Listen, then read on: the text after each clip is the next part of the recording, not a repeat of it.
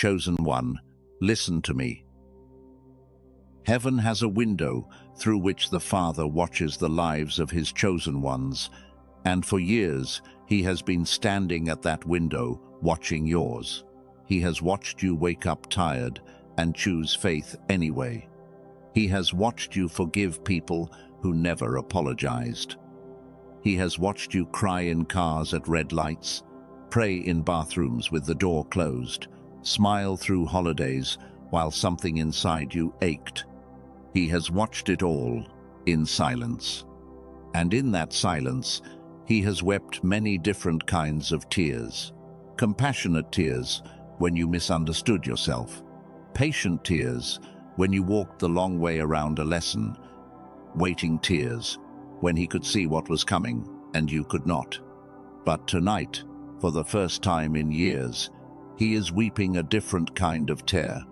Because something just happened in your spirit. You finally got it. You finally understood the truth he has been trying to deliver for a decade. And the moment your soul whispered yes, he covered his face with his hands and wept happy tears. This message is the language of those tears. Stay, do not move. The next words were arranged before you opened this video. Before I share what is breaking on my spirit tonight, you need to understand something. What I am about to speak is not casual content. It is not entertainment. It is not another video to scroll past while you cook dinner or fold laundry. This is sacred ground. So, I need you to do something before we go any deeper. Stop scrolling. Stop the multitasking. If there is a second screen open in another tab, close it. If there are people in the room with you, this message is not for them. This is for you. Just you. Silence the room. Lower the volume on anything else. Turn your phone face down so it cannot interrupt what is about to land. Take a real breath.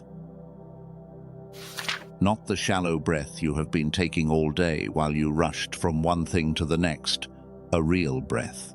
Let your chest actually rise. Let it fall. Let your body remember what stillness feels like. I want to say something to you directly, chosen one. What I am about to share is not me speaking my own thoughts. I am speaking what the Spirit has placed on my heart for you tonight. These words have been forming for weeks, and the only reason they get to be spoken now is because something in you became quiet enough to receive them. Heaven has a way of arranging messengers and messages and moments. You did not stumble onto this video by accident. The hand that scrolled you here was being guided by something that knows you better than you know yourself. So receive what comes next, slowly. Do not rush it. Do not skim it. Do not race to the end looking for a punchline. The whole message is the gift, and every section is carrying something your spirit needs. I made a promise to the Father before I sat down to record this. I promised I would not waste your time. I promised I would speak only what was true. And I promised I would not let you leave this video without delivering the message that was placed in front of me, for you specifically. So, stay with me. The next 40 minutes are not yours to control. They were arranged before you opened this video. I want to come back to something I said at the beginning, about the different kinds of tears the Father has wept over your life. Because most people, when they hear that, they assume tears are tears.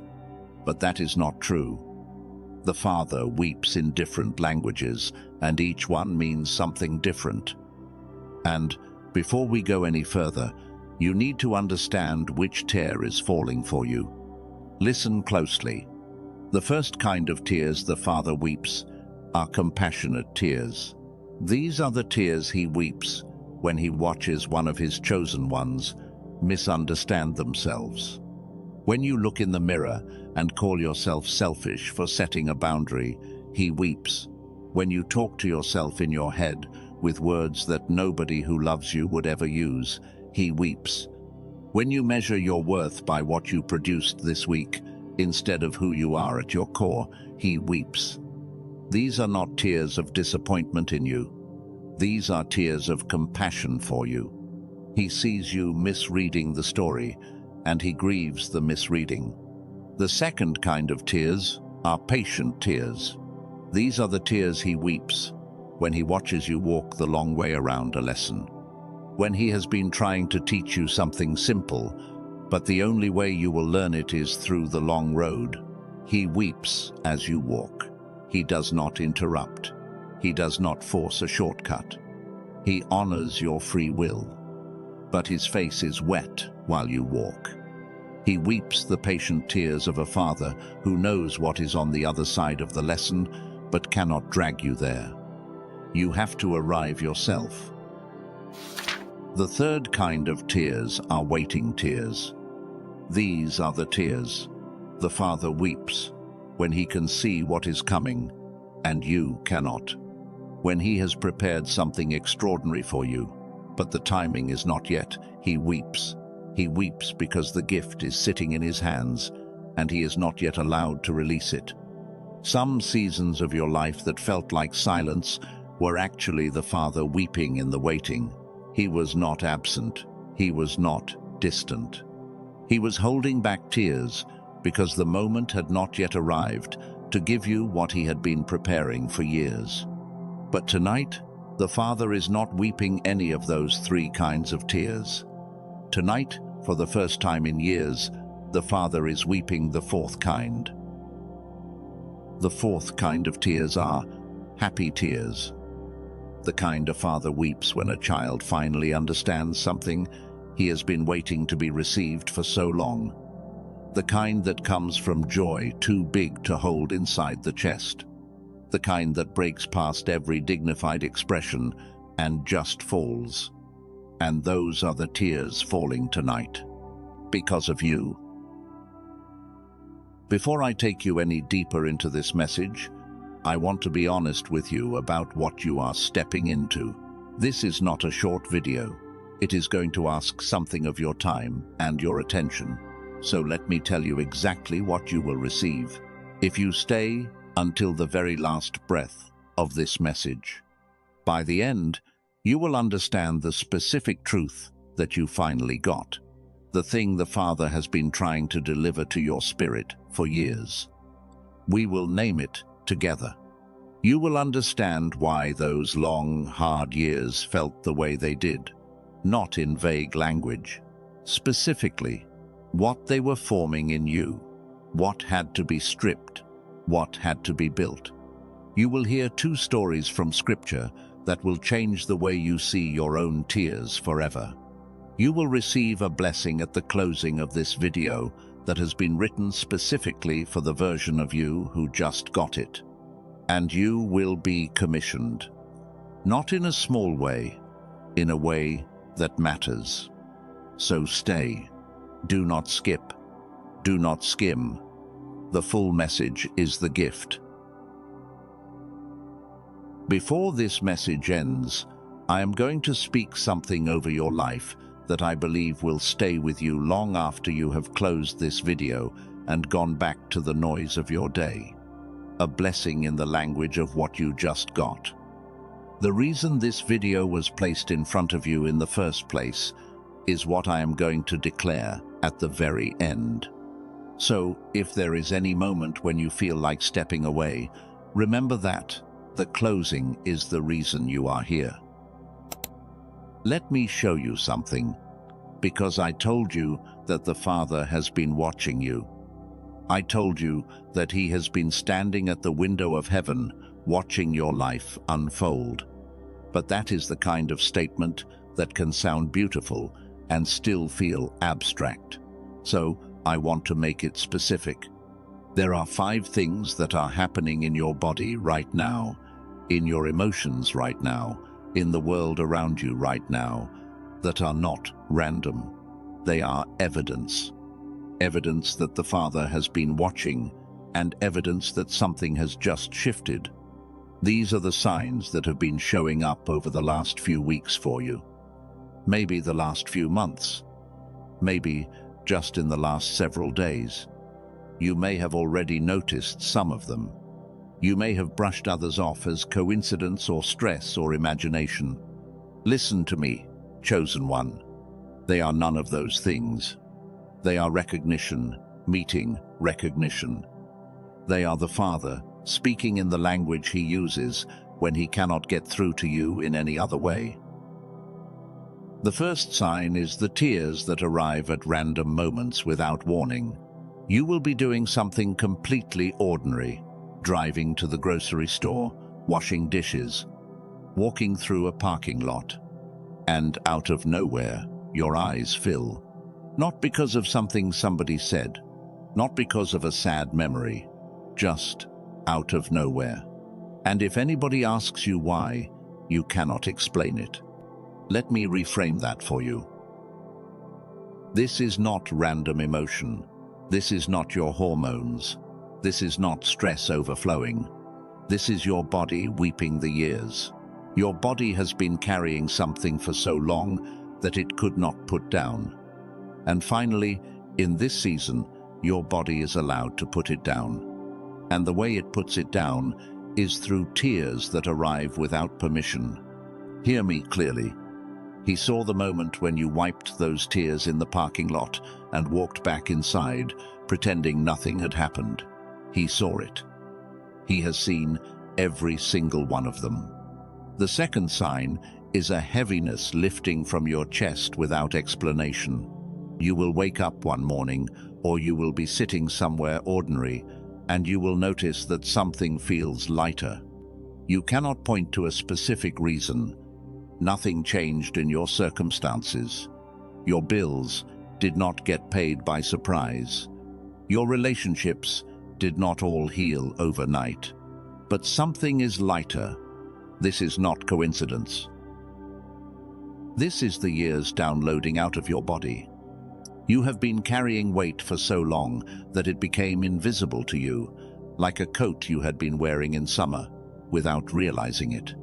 And finally, the coat is slipping off. The frequency around you is changing. Your nervous system is finally exhaling. He saw the moment when you noticed the lightness and were almost afraid to trust it. He saw you. He has been waiting for you to notice. The third sign is a peace where there used to be striving. You will catch yourself in a moment when, in the past, you would have been performing. You would have been trying to convince somebody. You would have been over-explaining yourself. You would have been earning your right to be in the room. And instead of doing any of that, you will just be there, quietly, whole, not striving. This is not exhaustion. This is the arriving frequency. You stopped striving because there is nothing left to strive for.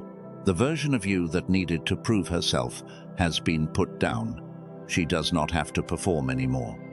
The audience she was performing for never existed in the way she thought. The Father was the only audience that ever mattered, and he was already standing. He saw the moment when you stopped explaining yourself and let the silence sit. He saw it. That moment moved his heart.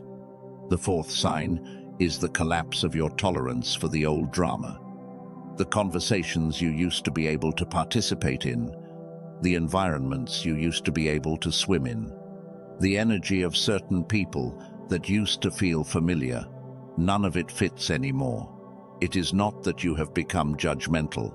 It is that you have become incompatible. Hear me. You cannot return to the version of yourself who could swim in that water, the version who could absorb that drama, the version who could sit in that conversation and pretend it was not draining her. That version is gone. And the grief you are feeling about losing access to certain rooms is not a sign that something is wrong with you. It is a sign that something is finally right. He saw the moment when you walked away from a conversation that would have consumed you a year ago. He saw you walk away. He stood up. The fifth sign is the numbers. The threes you keep seeing on the clock when you look up. the 1111 that catches your eye on a receipt, the repeating digits on license plates that show up on the days you most need to be reassured. You have started to notice a pattern, even if you have not let yourself name it. This is not your mind looking for patterns where there are none. This is the Father's signature. When language fails, when there are no words anybody can say to you that will land, he uses numbers. He uses synchronicity. He uses the small, ordinary things that anybody else would walk past, and he plants his signature inside them so that you, specifically, will see them and know. He saw the moment when you stared at the clock at 3:33 and felt something settle in you that no human voice could have settled. He saw that. He arranged the clock to show you what he needed you to know. These 5 signs are not coincidences. They are not anxiety. They are not your imagination. They are the evidence of being watched. But hear what I say next, chosen one. These signs are not the breakthrough.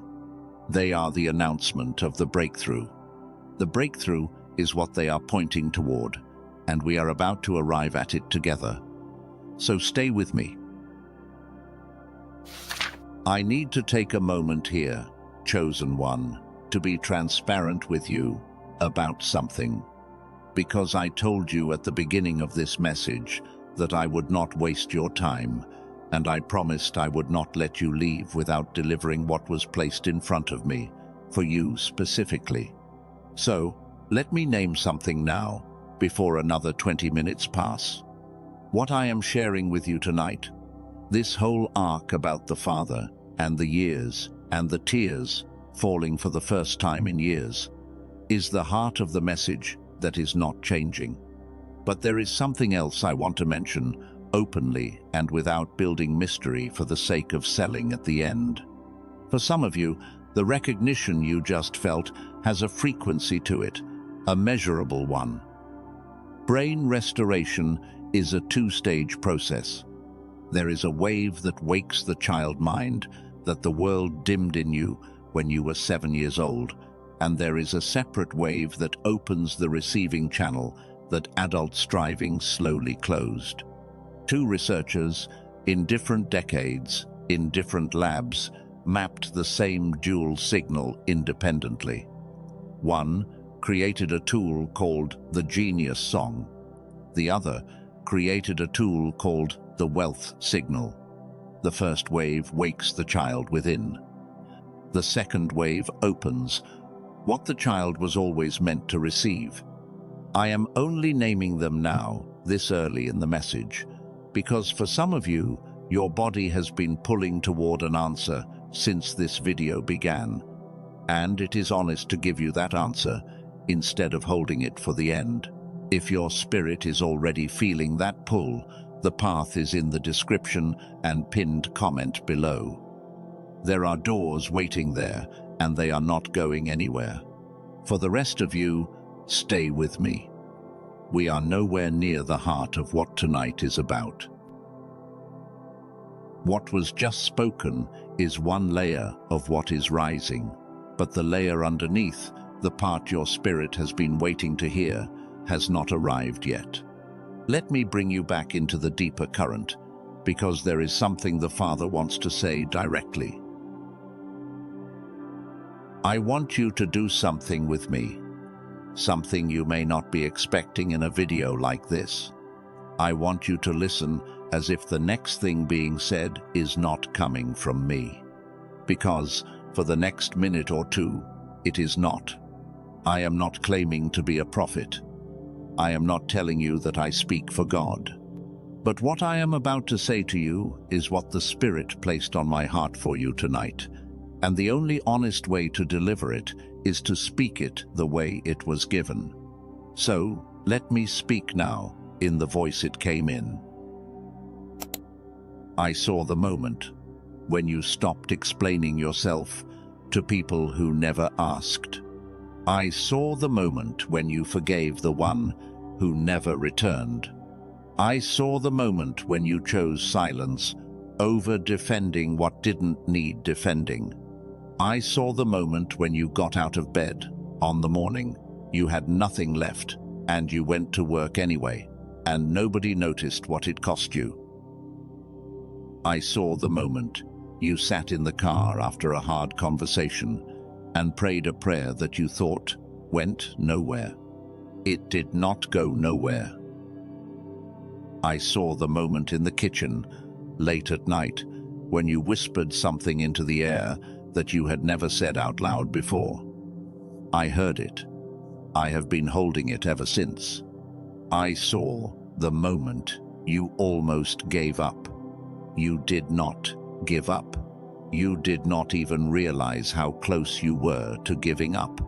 But I saw it, and I stood with you in that moment, whether you felt me or not. I have watched, I have wept, I have waited, and tonight I weep differently. If something just shifted in you while those words were being spoken, that is not coincidence. That is not me hypnotizing you. That is recognition, meeting recognition. The Spirit confirms the things that are true. And when something true lands, the body responds. The chest opens. The shoulders drop. The eyes fill. You may have just felt one or all of those happen. None of it is random. You have been seen. You have been heard. You have been kept. This is the arc that the rest of this message is going to walk you through. Not just that you have been watched, not just that the Father has been weeping over you in the silence, but why now? Why this specific moment? Why this specific season chose tonight to break open? Why the years felt the way they did, and what they were actually doing in you all along? Because the years were doing something. Chosen one. They were not random. They were not punishment. They were not a sign that anything had been forgotten about you. They were the formation. And what was formed in you through those years is the very reason the Father is weeping happy tears tonight. Stay with me. The next part of this message is where it begins to land in your bones. And in the same stillness that just settled over you, another door begins to open. The voice that just spoke into you, the one that named the moments you thought nobody had seen, has not finished. There is more it wants to say. But what comes next is not another revelation about what was watched. What comes next is the explanation of what was happening underneath all of it. Because here is what most chosen ones miss when they reach this point in their journey. They feel the recognition. They feel the witnessing. They cry the tears that arrive in random parking lots. And then their mind rushes ahead and asks the question that, until tonight, has not been answered honestly. Why did it take so long? Why did those years feel the way they did? If the Father was watching the whole time, if he saw every silent prayer, if he stood at the window of heaven and wept over you in the waiting, then why did he not move sooner? Why did the breakthrough not come 3 years ago, 2 years ago, last year? Why did so much have to happen the way it happened? Listen to me, chosen one.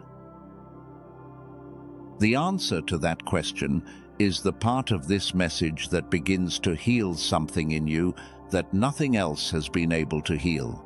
Because the years were not random. They were not punishment. They were not a delay. They were not the Father turning his face away. The years were the formation. There were 3 things happening in those years. 3 specific things that the Father was orchestrating in the quiet. And once you see them named, you will never look at the long season the same way again. I am not going to read these to you like a list. I am not going to say, first this, second that, third the other thing, because what was happening in you was not a list. It was one continuous arc. One slow, patient, deliberate arc of the Father, shaping a version of you that you could not have shaped on your own. But I will name what each piece was doing, so that when you walk away from this message, you can look back at the years with clear eyes. The first thing that was happening in those years is something almost nobody talks about, and yet it is the foundation of everything else. The years were stripping the false understanding. You have to hear me carefully on this one, because it is delicate. You did not start those years empty. You started those years with a head full of assumptions. Assumptions about how God works. Assumptions about what spiritual people are supposed to look like. Assumptions about what the breakthrough was supposed to feel like when it finally arrived. Assumptions about your own worth and the conditions under which it could be granted to you. Some of those assumptions you picked up in church. Some you picked up from books. Some you picked up from teachers and pastors and well-meaning family members who passed them down without ever questioning whether they were true. Some you picked up from the culture around you. Some you made up yourself, in the dark, trying to make sense of a story that had not yet finished forming. And here is the thing about false assumptions, chosen one. They cannot just be added to. They cannot just be corrected with new information. The mind that holds them does not let go just because somebody tells it the truth. The truth has to be lived. It has to be walked. It has to be experienced in the body before it can land in the soul. So the Father, in his mercy, did the only thing he could do. He let the years strip them. Every assumption that was not true had to come up against reality and shatter. The assumption that good people do not suffer. Shattered when you suffered anyway. The assumption that prayer always changes circumstances on your timeline. Shattered when the prayer was answered, but the answer arrived 2 years later than you needed it. The assumption that the spiritual life would feel a certain way. It's shattered when it stopped feeling that way, and you wondered if you had lost your faith. The assumption that you had to earn your worthiness. Shattered again and again until you could not perform anymore and were forced to discover that something was still loving you on the days when you produced nothing at all. Each shattering felt like loss, and in one sense, it was a loss. You were losing the version of the story that made you feel safe. You were losing the version of God that was small enough to fit in your head. You were losing the version of yourself that you had been carrying around as if she were the real you. But here is what was happening at the same time, underneath the loss. Every false assumption that fell away made room. And the room is what the Father needed. Because the truth he wanted to give you, the real understanding he had been waiting decades to deliver into your spirit, was too large to land on top of the false understanding. The false understanding was occupying the space the truth needed to land in. So the only path forward was to let the false understanding go, not to debate it, not to argue with it, not to defend it.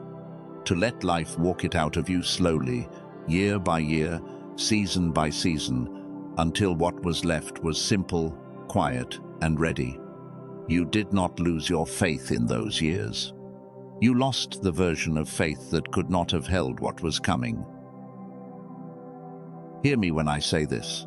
The reason it took years and not weeks is because false understanding does not leave on a fast timeline. It is sticky. It hides in your reflexes. It hides in the way you talk to yourself when you are tired. It hides in the prayers you whisper when you are afraid. The Father had to wait for life to bring up every place it was hiding, one at a time, and let the truth meet it there. He could not have rushed it without breaking you. So he let it take the time it needed, and he wept while it took the time. The second thing that was happening in those years is even more tender than the first. The years were building your receiving capacity. This one might land with a sting, because most chosen ones who hear this realize, for the first time, that they have been measuring the wrong thing all along. They have been measuring how much they have done, how much they have given, how much they have prayed, how much they have served, how much they have produced. They have been keeping a kind of unconscious ledger of their effort, hoping that the sum of the ledger would one day add up to the breakthrough they had been waiting for. But here is the truth that the years were trying to teach you, chosen one. Your effort was never the variable. The breakthrough was never on the other side of how much you could do. It was on the other side of how much you could receive. And those are not the same thing. They are almost opposite things. Doing requires you to be active, striving, reaching, pushing, earning, performing. Receiving requires you to be still, open, soft, empty, trusting. And the chosen ones I am speaking to tonight, the ones the Father has been watching for years, were taught by the world to be very, very good at doing. You were rewarded for doing as a child, praised for it as a teenager, promoted for it as an adult. By the time you reached your 30s or 40s, you had built an entire identity around being the one who could carry what other people could not carry. You were the dependable one, the reliable one, the strong one. And in the world's economy, that identity worked. It got you where you needed to go. But in the kingdom's economy, it had a ceiling, because there is a depth of grace, a depth of provision, a depth of love that the Father wanted to give you that could not be received by the version of you that was always doing. The doing version had her hands full. There was no room for her to receive. So the Father, in his patience, began the slow work of emptying her hands, year by year. He let the projects that you thought defined you fall through, so that your hands would have to learn what it felt like to be empty. He let the relationships that you thought made you valuable end, so that your worth would stop being attached to your usefulness to other people. He let the financial scaffolding that you thought you were responsible for shake, so that you would discover, against your own resistance, that you were being held by something other than your own hustle. He let the version of you that thought she had to earn everything be exhausted to the point where she could not earn any more.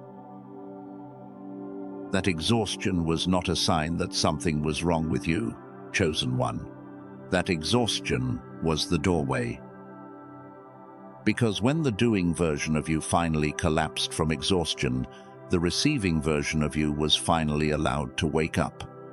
The receiving version had been there all along, underneath. She just could not get a word in. The doing version was so loud, so urgent, so always busy, that the receiving version had to wait until there was finally a quiet enough moment for her to step forward. That quiet moment was the season that broke you. The season you thought was your worst. The season you thought was where everything fell apart. The season you might still be inside of right now, or might just be coming out of. That was not the failure season. That was the receiving season being born. I want to pause here for a moment, because I know what may be happening in your body as I speak this. Some of you are nodding. You are recognizing yourself in what is being described. You are remembering specific moments when the doing version of you collapsed and you thought it was the end, and now you are starting to wonder if it was actually a beginning. Some of you are crying. The tears that have been arriving in random parking lots are arriving now, here, while I speak. Some of you are still, just still, letting the words sit in your chest the way water sits in a glass after it has stopped being shaken. All of those responses are right. None of them is wrong. You have been listening to this message for a while now. Your body is in a specific posture. Your breath has a specific rhythm. Before we continue, I want you to do something simple. Just breathe. Slowly. Nothing to receive. Nothing to release. Nothing to figure out. Just one breath that is yours and yours alone. Let what was just spoken settle into your bones for a moment. The third thing that was happening in those years is the one that, when it lands, changes the way you see yourself forever. The years were forming the version of you the father wanted to weep over. Listen carefully to this, because it is going to challenge something. The father did not weep happy tears for the striving version of you. He did not weep happy tears for the version that was producing. He did not weep happy tears for the version that was performing. He did not weep happy tears for the version that was doing everything she thought she was supposed to do, to be loved.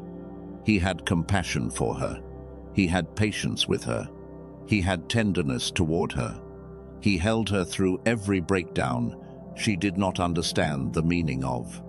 But the tears that are falling tonight, the happy tears, the kind that break past every dignified expression and just fall, those tears were never for the striving version. They were for the version she was becoming. Hear me on this, chosen one. There was a version of you that the Father saw before you saw her. He could see her at the end of the formation, even when you could only see yourself in the middle of it. He could see who you would be when the false understanding had been stripped, when the receiving capacity had been built, when the long arc of the years had finished its work in you. And the version he could see was the version he had been waiting for since the beginning. Not because the striving version was not loved. She was, deeply, always. The Father loved her. On every day, she could not love herself. He loved her. In every moment when she felt invisible, he loved her. In every season when she could not feel his love and assumed it was gone. But the love he had to give her was a smaller love than the love he could give the version on the other side.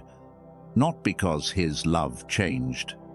His love does not change, but because her capacity to receive it changed. The striving version could only receive a small amount of love before her hands got too full and she had to go back to doing. The version she became, the version that arrived through the years, has hands that have learned how to stay open. And open hands can hold infinitely more than full hands. So when the Father weeps tonight, he is not weeping over what he hopes you will become. He is weeping over what you have already become without realizing it. The version that arrived is here. She is the one watching this video right now. She is the one whose chest just opened. She is the one whose breathing changed 3 sentences ago without her noticing. She is the one who has been quietly underneath all of it, waiting for the doing version to step aside long enough for her to be acknowledged. And tonight, she is being acknowledged. The tears falling in heaven right now are for her. Now, I want to take you somewhere. Somewhere ancient. Somewhere old enough that everything I have just told you about formation and receiving capacity and the long arc of being shaped by years has been lived already by another woman in another time, in another temple, with another set of tears nobody could explain. Her name was Hannah. You may have heard her story, you may not have.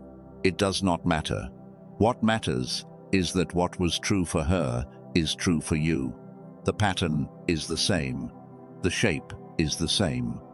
Only the details have changed. She was a woman who had been waiting on something for years. She wanted to be a mother.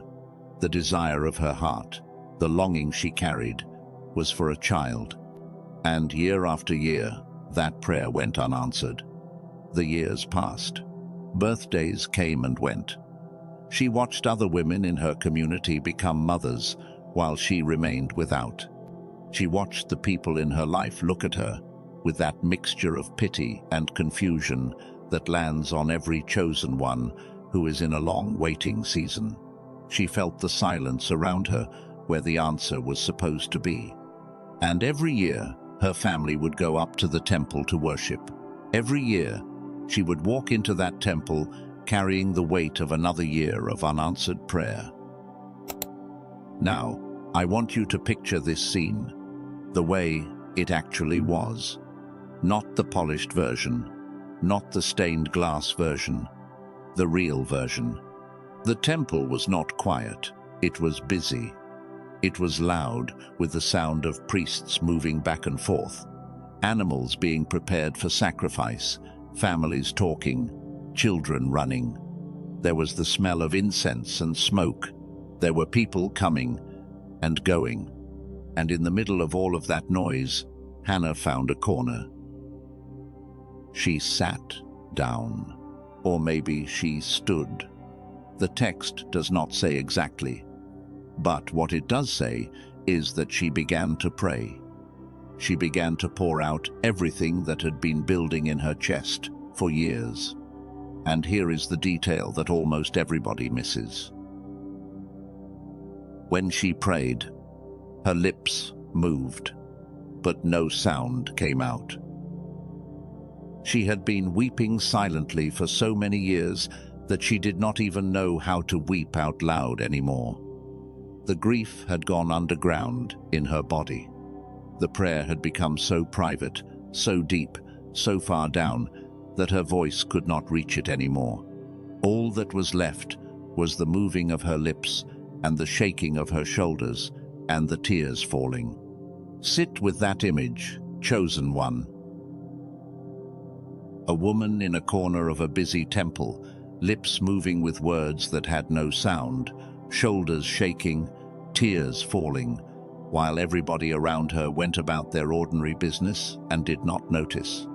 That is what those years looked like for you. That is what your prayer life has felt like in the deepest seasons.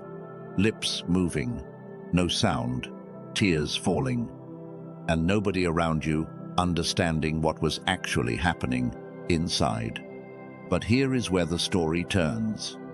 There was an old priest in the temple that day. His name was Eli.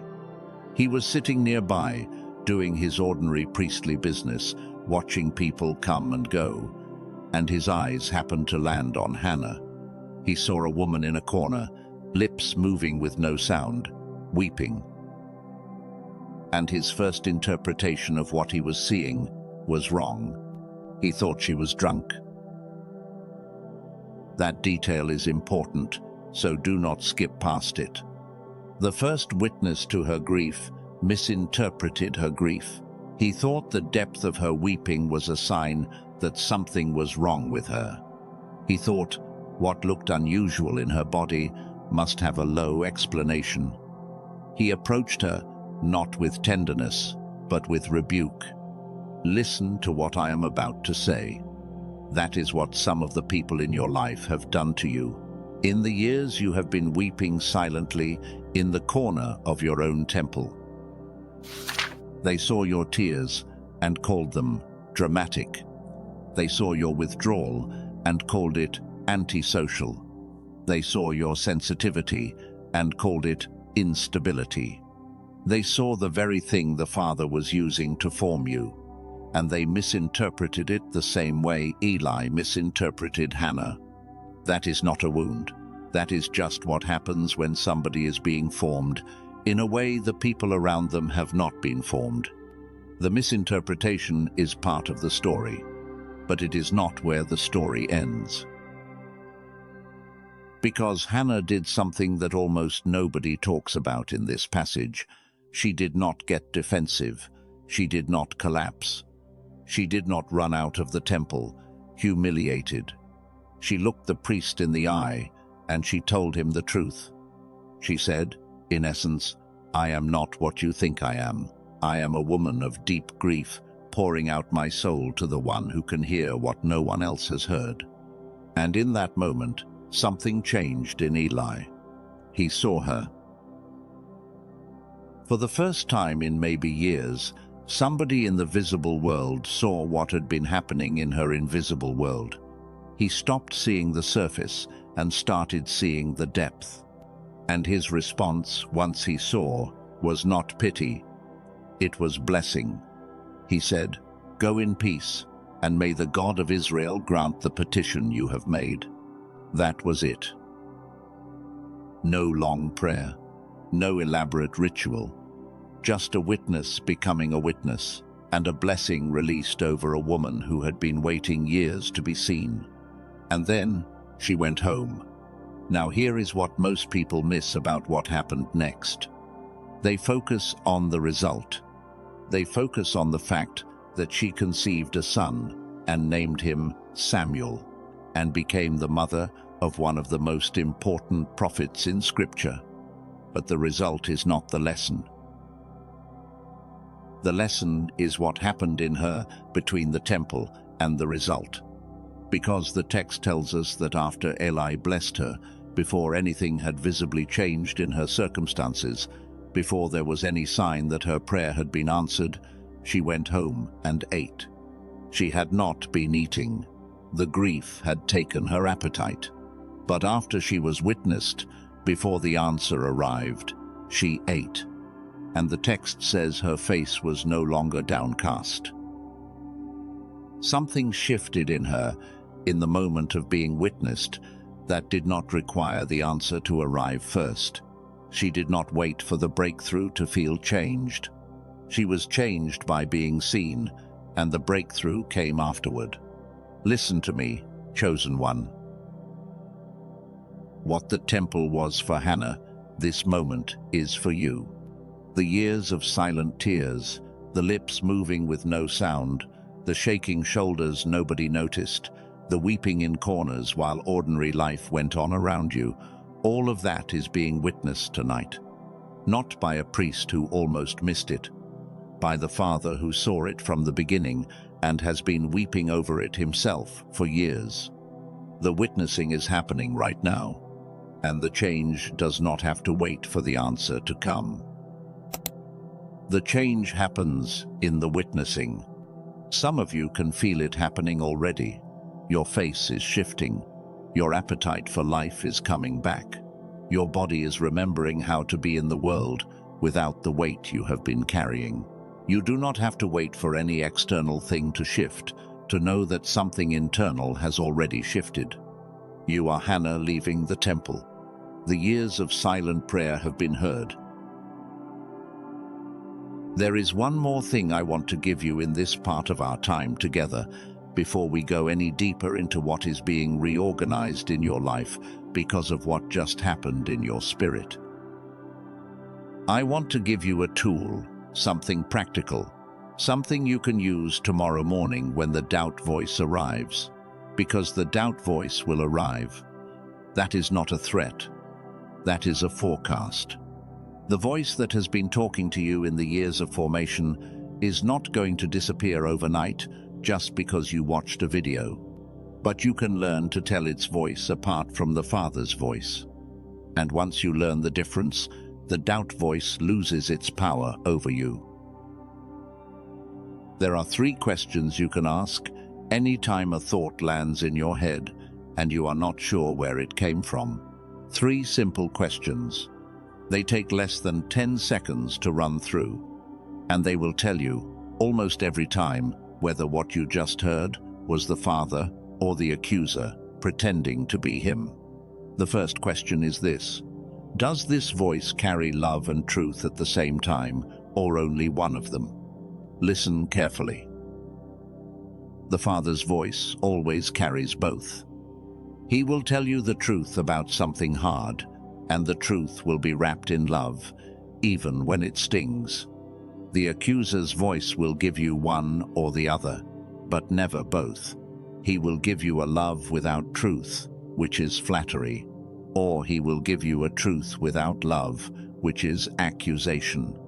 If a voice in your head has truth in it, but no love, that is not the Father. If a voice in your head has love in it, but no truth, that is not the Father either.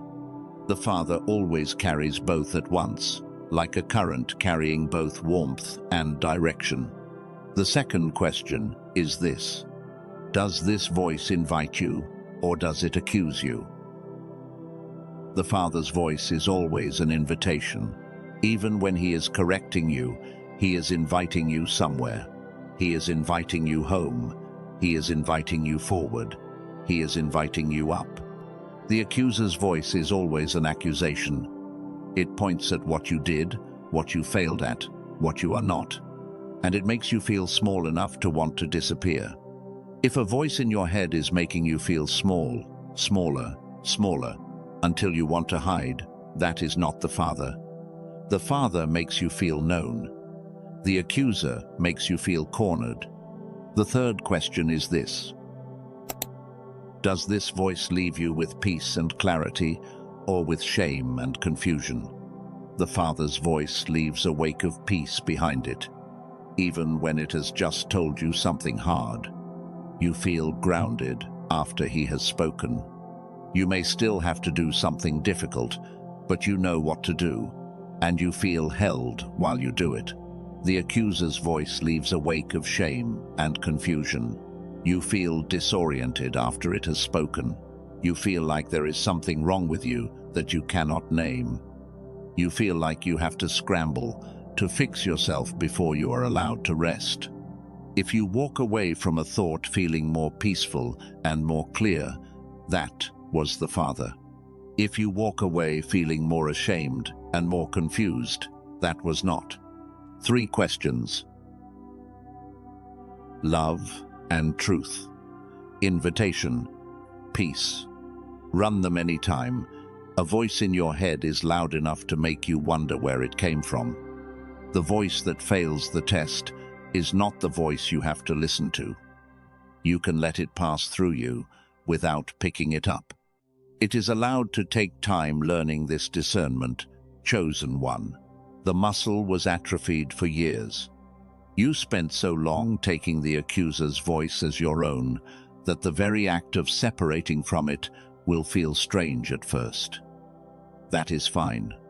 The strangeness is part of the learning. Give it time. But know that you have the tool now. And the next time the voice comes that says, "This will fade by Tuesday," you will know exactly which voice it is, and exactly how much weight to give it. I am going to bring this part of our time together to a close in a moment. But before I do, I want you to feel where we are in this message. We have walked through what has been watched. We have walked through what was being formed in those years. We have walked through Hannah's temple and what it means to be witnessed. We have given you a tool for tomorrow morning when the old voice tries to take it back. And what comes next is the part where the formation begins to bear visible fruit. Because what has been forming in you in private is about to begin showing up in public. There are 3 areas of your life that are about to be reorganized because of what just happened in your spirit. 3 specific places where the things that were held back are about to start moving. And not in vague language, not in generalities, but in ways you will recognize within days, not years. Stay with me through what comes next. Because the formation was internal, but the reorganization is external. And the reorganization is where the years finally begin to look like they meant something to the people around you, and not just to the Father standing at the window watching. Beneath what was just witnessed, beneath the temple, beneath the years, beneath the formation, lives a current that has been moving the entire time. A current you could not see while you were inside the formation because you were too close to it, the way a river cannot see itself while it is flowing. But now that you have stepped back far enough to recognize what was being shaped in you, you are about to see what that shaping is producing on the outside of your life. The Father did not form you in private just to keep you in private. The formation was for a moment of release, and the release is beginning.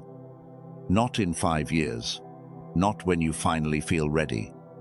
Right now, in the season you are walking through, in the days that are unfolding around you, 3 specific areas of your life are being reorganized. And the reorganization is happening whether you have given it permission or not, because what was being held back was being held back for the version of you that has just arrived.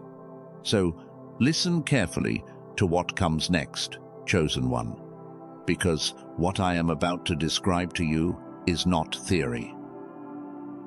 It is the shape of the next several months of your life.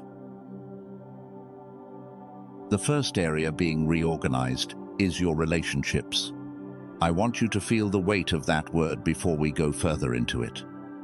Relationships are the most tender part of any chosen one's formation because they are where the years showed up most personally. The people around you carried specific assignments in the formation. Some were there to challenge the false understanding. Some were there to exhaust the doing version. Some were there to misinterpret you, the way Eli first misinterpreted Hannah. None of them knew they were carrying these assignments. Most of them are not even aware that anything has shifted in you tonight. But the shift is going to require some of them to leave. Hear me carefully on this. What is shifting in this area is that the people who only knew the striving version of you are about to find that they no longer have access to her. Not because you are pushing them away, not because you have grown cold, because the version they had a relationship with is no longer the version you are. And without realizing it, they will begin to feel that there is somebody else in the room when they are with you. Somebody quieter, somebody less available, somebody who does not need their approval the way the old version did. For some of them, this will be intolerable. The relationship was built on the doing. The relationship was built on you being the one who held everything together. The relationship was built on you being available, agreeable, accommodating, and emotionally accessible at every hour. When you are no longer that, the relationship has nothing left to stand on. So it will collapse. Sometimes slowly, sometimes in a single conversation, sometimes through a slow drift. You will not even notice happening until you look up one day and realize you have not heard from this person in months. What you will feel during this is grief. Real grief. The kind that does not feel proportional to the loss, because part of you will feel guilty for outgrowing them. Part of you will wonder if you should have tried harder to maintain the relationship. Part of you will replay conversations and look for the moment you could have done something different to keep them close. The guilt will sit in your chest. It will whisper that you are becoming somebody you do not recognize. It will whisper that the years made you cold. That whisper is not true, chosen one. What you are feeling is not coldness. It is incompatibility, and incompatibility is not a moral failure. It is what happens when one person grows in a direction that another person did not grow in. The grief is real. The guilt is misplaced. What you are not to do during this reorganization is try to hold them. You are not to write the long, explaining email. You are not to send the message that lays out everything you have realized about yourself in the past several months. You are not to try to bring them up to speed on who you have become, so that they can love this version of you the way they loved the old one. That is not your work. That work belongs to them, if they are willing to do it. And if they are not willing, then no amount of explaining from you will change anything. It will only deplete you. You are also not to defend yourself against the misinterpretations that will come. Some of them will say, "You have changed." They will say it as if it is an accusation. The right response to that accusation is not to argue. The right response is to receive it as a confirmation. Yes, you have changed. The years did exactly what they were supposed to do. They changed you. You will not be returning to the version of yourself who was easier for them. What you are to trust during this reorganization is that those who match the version of you the Father wept over tonight are already on their way. Just when you think you are alone, just when the loss of the old relationships feels emptiest, somebody who speaks your new language will appear. They will appear in ordinary places. A conversation that goes deeper than expected. A new acquaintance who feels familiar in a way you cannot explain. A reconnection with somebody from your past who has also been formed by years they did not understand. The new relationships will not feel like the old ones. They will feel quieter, less performative, less hungry for your time, more resonant. And you will recognize them not by how loud they arrive, but by how easily you breathe in their presence. Trust the reorganization. The empty seats at the table are not punishments. They are being saved. The second area being reorganized is your purpose. This is the area where the years did some of their hardest work, and where most chosen ones reach this point of the journey, still feeling foggy about what their actual assignment is. Because purpose, in the formation seasons, has a way of going underground. You may have entered those years with a clear sense of what you were called to do. Then, somewhere in the middle of the years, that clarity dissolved. The thing you thought you were called to do stopped working, or stopped fitting, or stopped feeling alive in your body. And what replaced the clarity was a long, uncomfortable not knowing. Hear me clearly. The not knowing was not a loss of your purpose. It was a clearing of the wrong purpose to make room for the right one. The version of purpose you were holding when you entered the years was a version your striving self could carry. It made sense to her. It fit her capacity. But it was too small for the version of you that the formation was producing.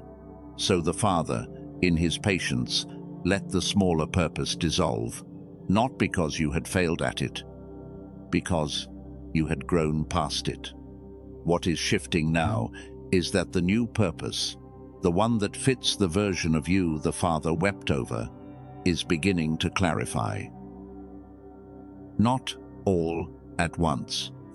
Do not expect a thunderclap of revelation. The clarifying happens in pieces, a new desire that arrives without warning, a pull towards something you would not have considered 3 years ago, a recognition that something you had brushed off as a hobby is actually the seed of something larger, a conversation in which somebody says something casual that lands in your chest and stays there for weeks. These pieces are the new purpose taking shape, and it will not look like what you expected. It will not look like what your peers are doing. It will not look like the linear, conventional career path that the world rewards. It will look stranger, more personal, more specific to the wounds you have been healed of and the truths you have been entrusted with. What you will feel during this is a kind of trembling. The trembling is readiness mixed with awe. Your body knows that what is clarifying is real. Your spirit knows that this is what the years were preparing you for. but the size of the assignment, the weight of it, the ways it will require you to be visible, vulnerable, and accountable in places you have not been before, all of that will produce a trembling in your hands. The trembling is not fear. The trembling is reverence. Old fear comes from the accuser, saying, "You cannot." Reverent trembling comes from the Spirit, saying, "You can, but you have to honor the weight of what is being given to you." There is a difference. The first one shrinks you. The second one steadies you. What you are not to do during this reorganization is rush the shape of the new purpose. You are not to force a name on it before it is ready to be named. You are not to announce it on your social media before you have walked with it long enough to know what it actually is. You are not to compare your timeline to anybody else's. The clarification of purpose has its own pace, and that pace is set by the Spirit, not by your impatience. You are also not to try to make the new purpose look like the old one to make other people more comfortable. What is being given to you may not have a job title. It may not fit on a business card. It may not be something you can explain to your family in a single sentence. That is fine. The legibility of the assignment is not your responsibility. The faithfulness to the assignment is. What you are to trust during this reorganization is that the version of you the Father just wept over is the version the assignment was waiting for. The assignment did not arrive earlier because you had not yet become the person who could carry it. Now that you have, the assignment is unfolding, not as a single dramatic announcement, but as a slow unveiling. Trust the unveiling. Trust the pieces. Trust the moments when something deep in your chest says yes to a thing you had not previously considered. The new purpose is finding its shape in you. Receive it slowly. The third area being reorganized is your provision. I want to be careful with how I speak about this, because the topic of provision has been mishandled in spiritual content for a long time.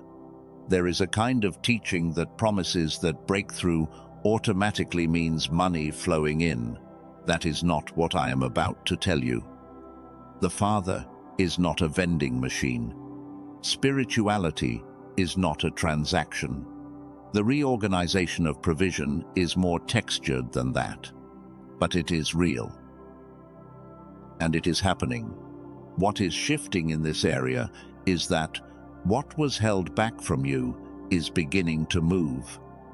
The opportunities that did not come 3 years ago are beginning to arrive. The financial doors that did not open last year are beginning to open. The income streams that you struggled to develop in the striving years are beginning to develop almost without your effort.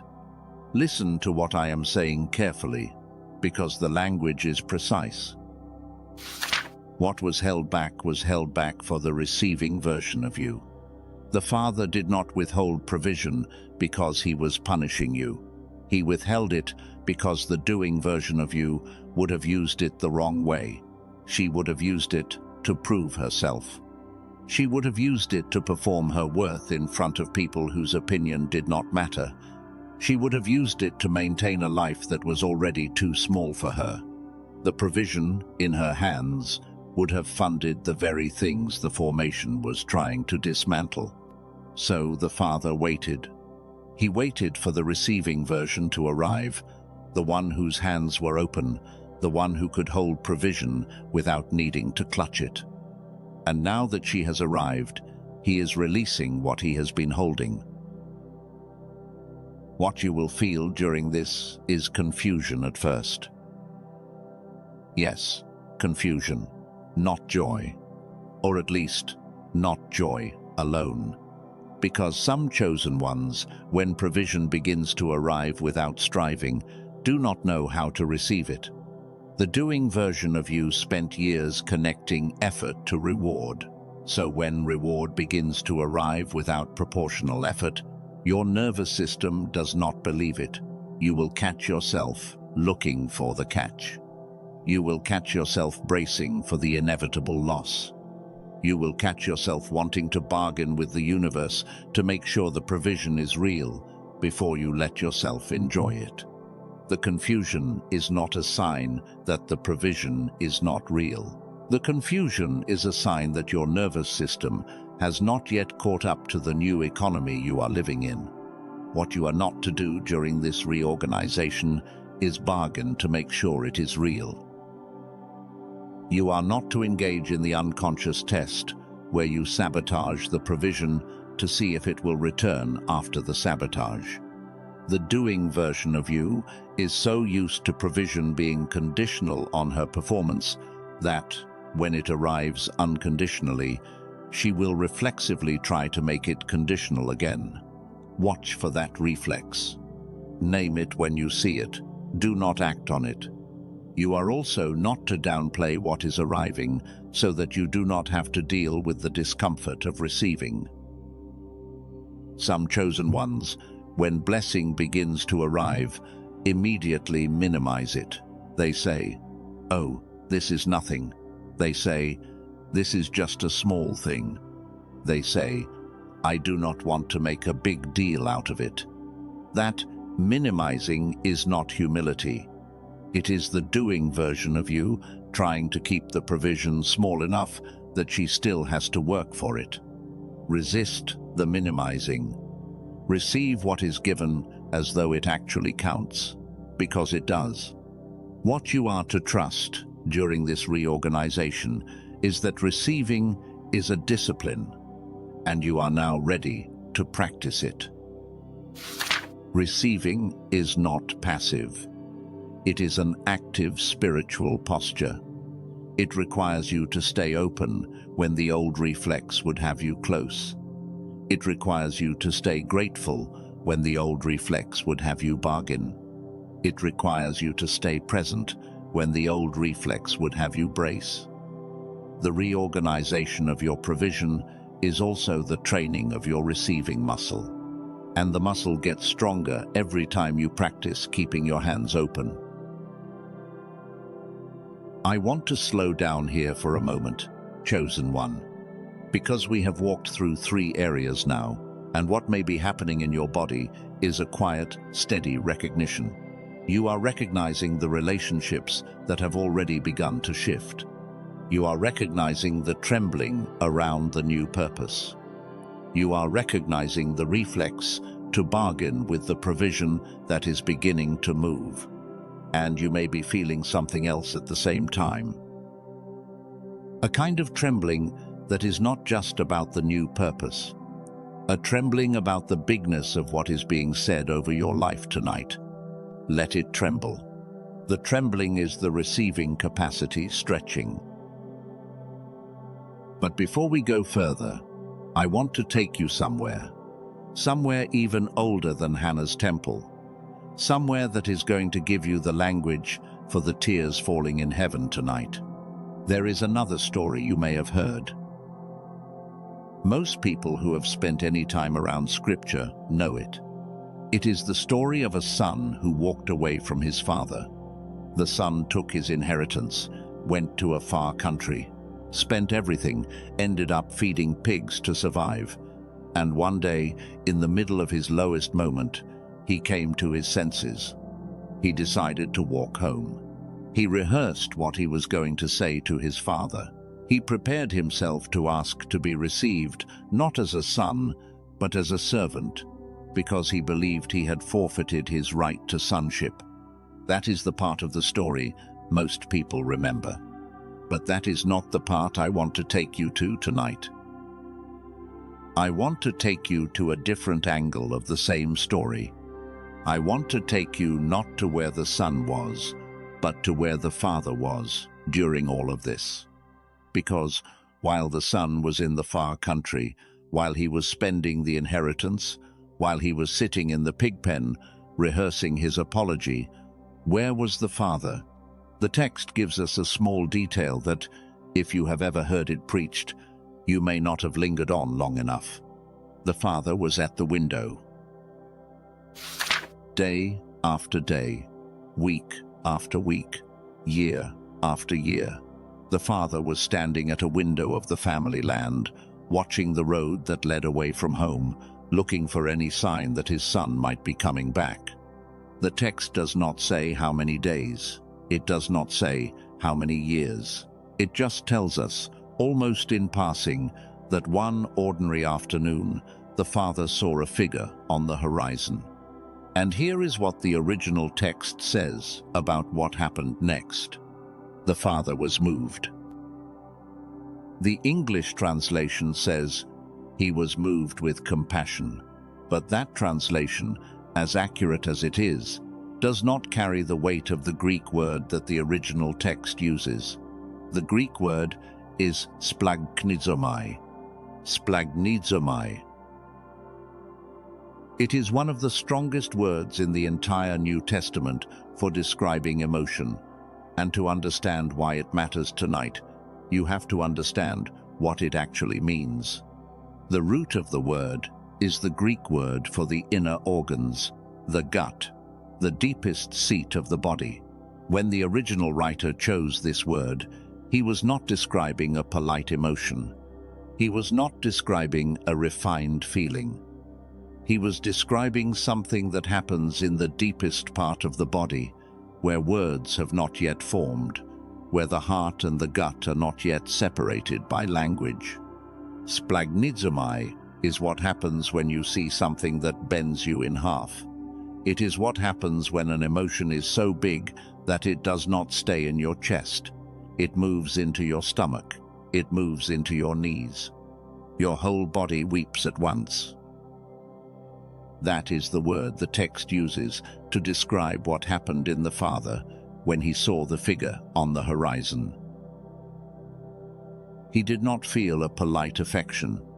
He did not have a tender thought about his son returning. The text says his entire body was bent by what he saw.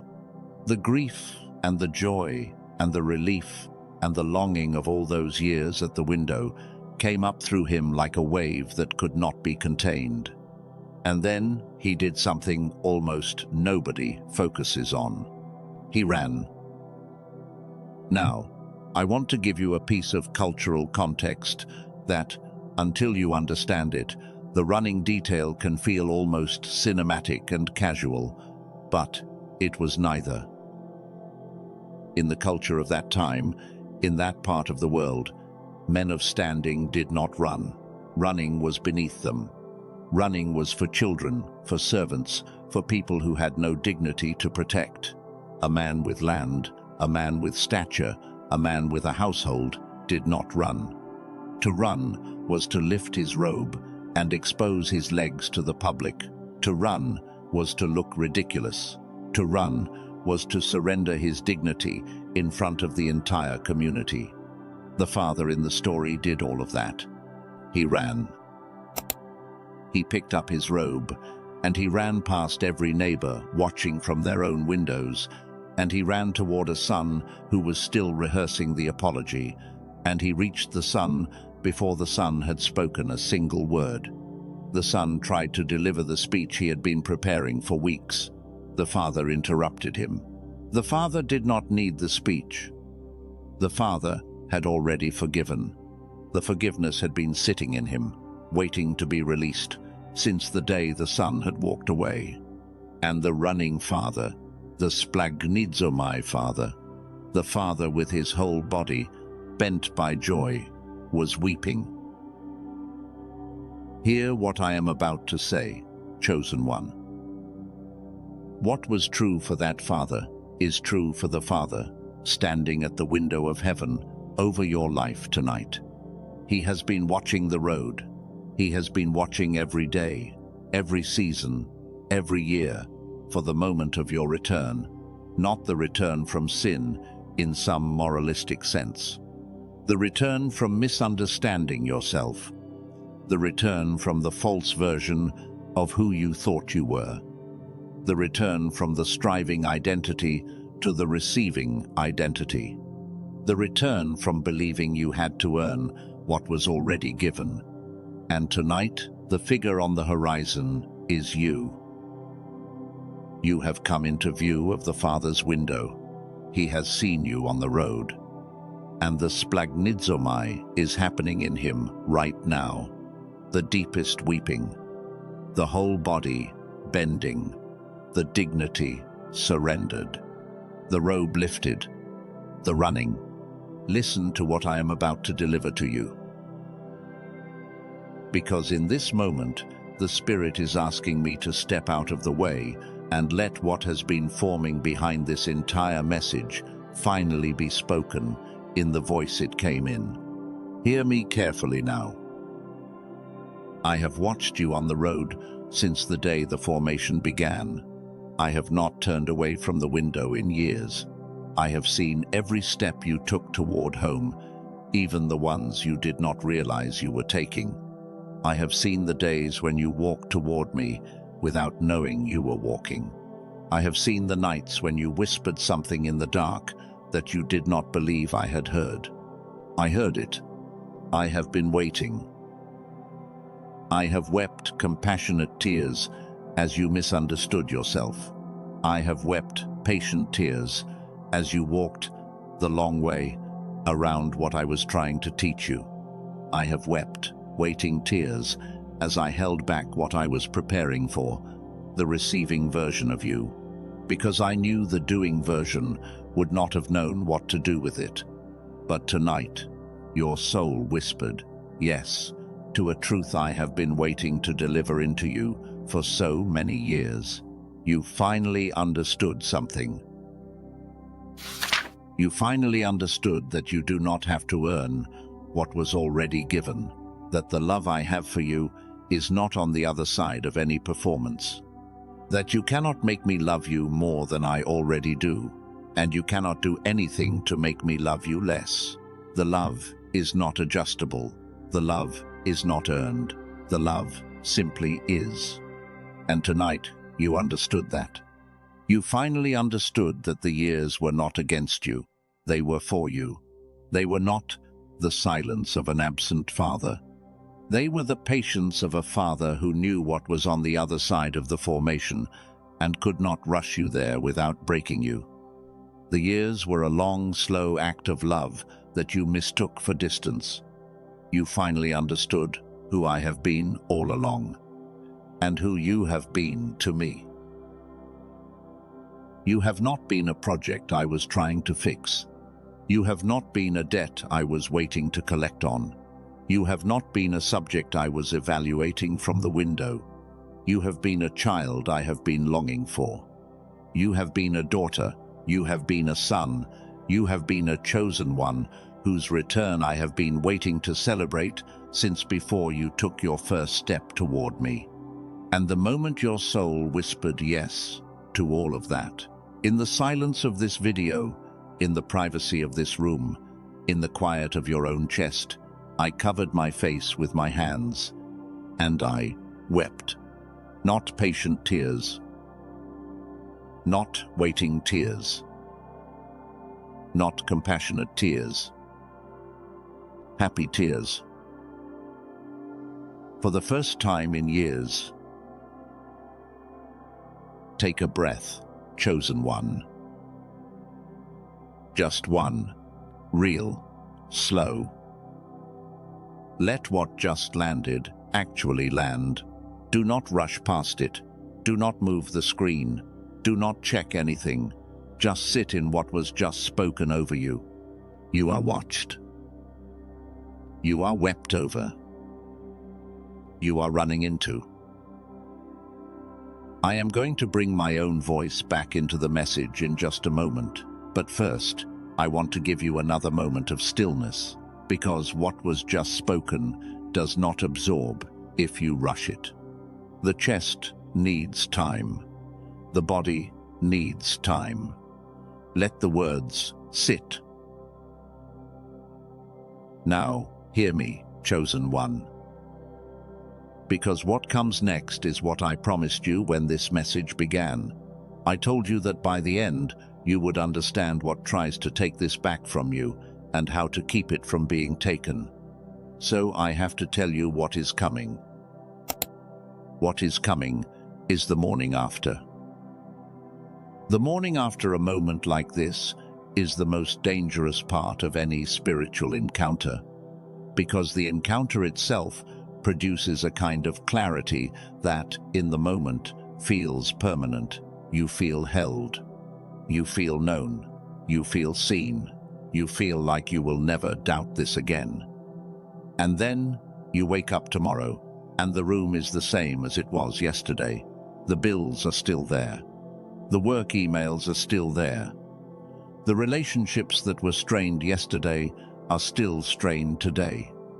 The body that was tired yesterday is still tired today. And in that ordinary morning, a voice will arrive. The voice will not announce itself. It will not say, "Hello, I am here to take back what you received last night." It will sound like your own thoughts. It will sound reasonable. It will sound careful.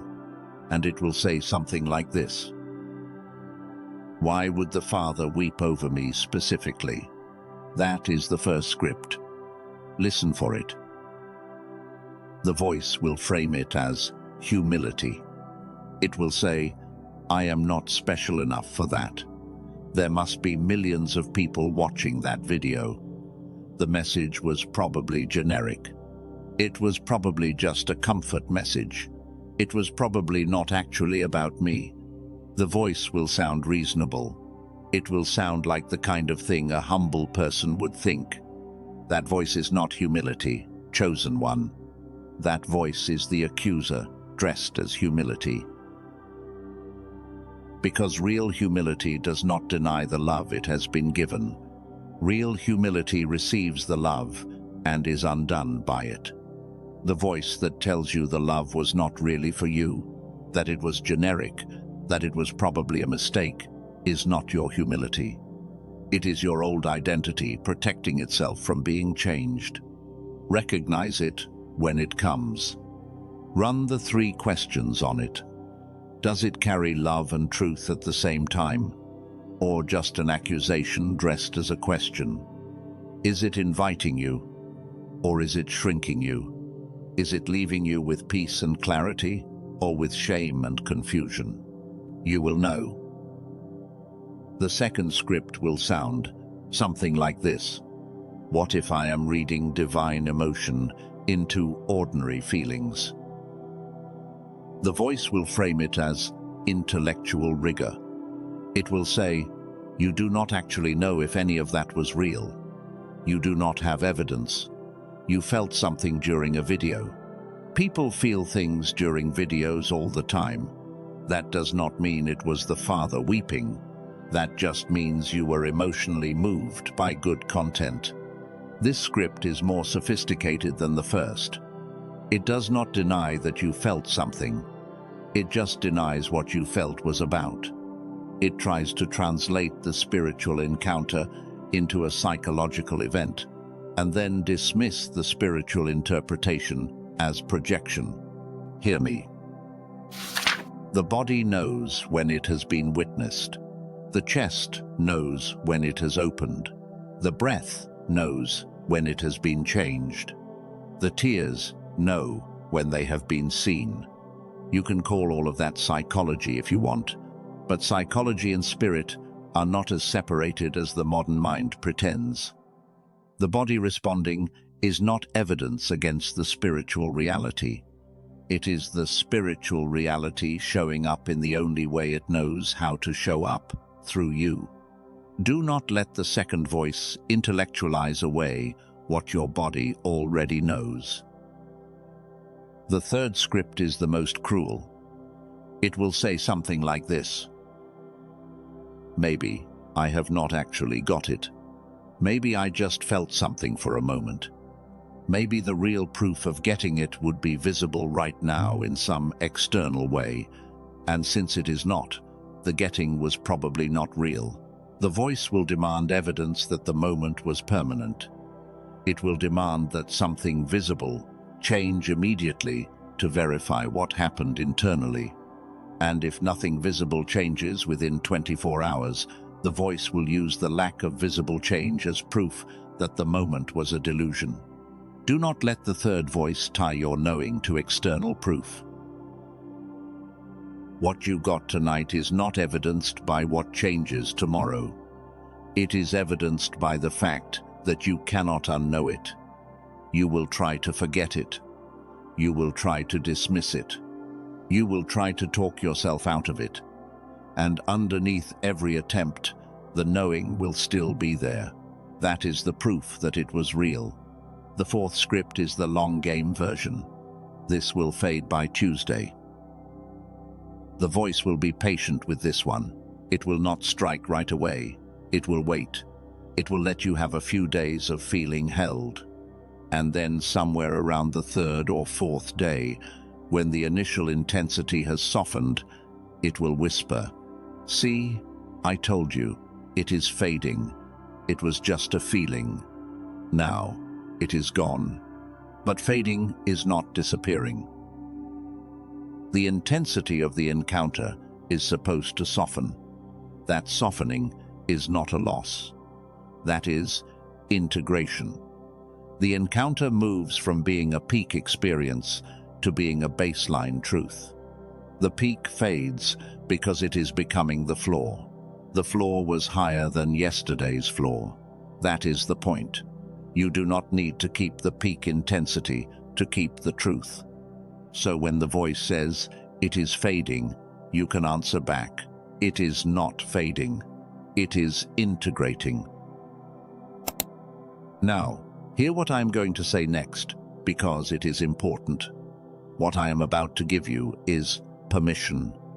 And permission may feel like a strange thing to need, but you do need it. Because the doing version of you, the one we have been talking about all night, is going to resist what was given to you tonight. She is going to try to find a way to earn it. She is going to try to find a way to make it conditional on her future performance. She is going to try to keep her hands full so she does not have to live with the discomfort of having open hands. So, I am going to give her permission to put her hands down.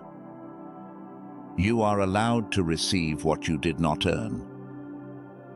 You are allowed to be witnessed without explaining yourself. You are allowed to outgrow the version of you who could not yet receive. You are allowed to let the happy tears land without flinching. You are allowed to be the reason the Father wept tonight. And you do not owe anybody an apology for finally getting it. Take that in slowly. You do not owe anybody an apology for arriving. You do not owe anybody an explanation for the way the years shaped you. You do not owe anybody a justification for the version of you that has just stepped forward. The receiving version is allowed to be here without producing anything to defend her existence. That is the permission. Carry it with you. Tomorrow morning, when the doubt voice arrives, this permission is what you stand on. Not effort, not cleverness, not a counter-argument to the doubt. Just the simple fact that you have been given permission, and the permission is not yours to revoke.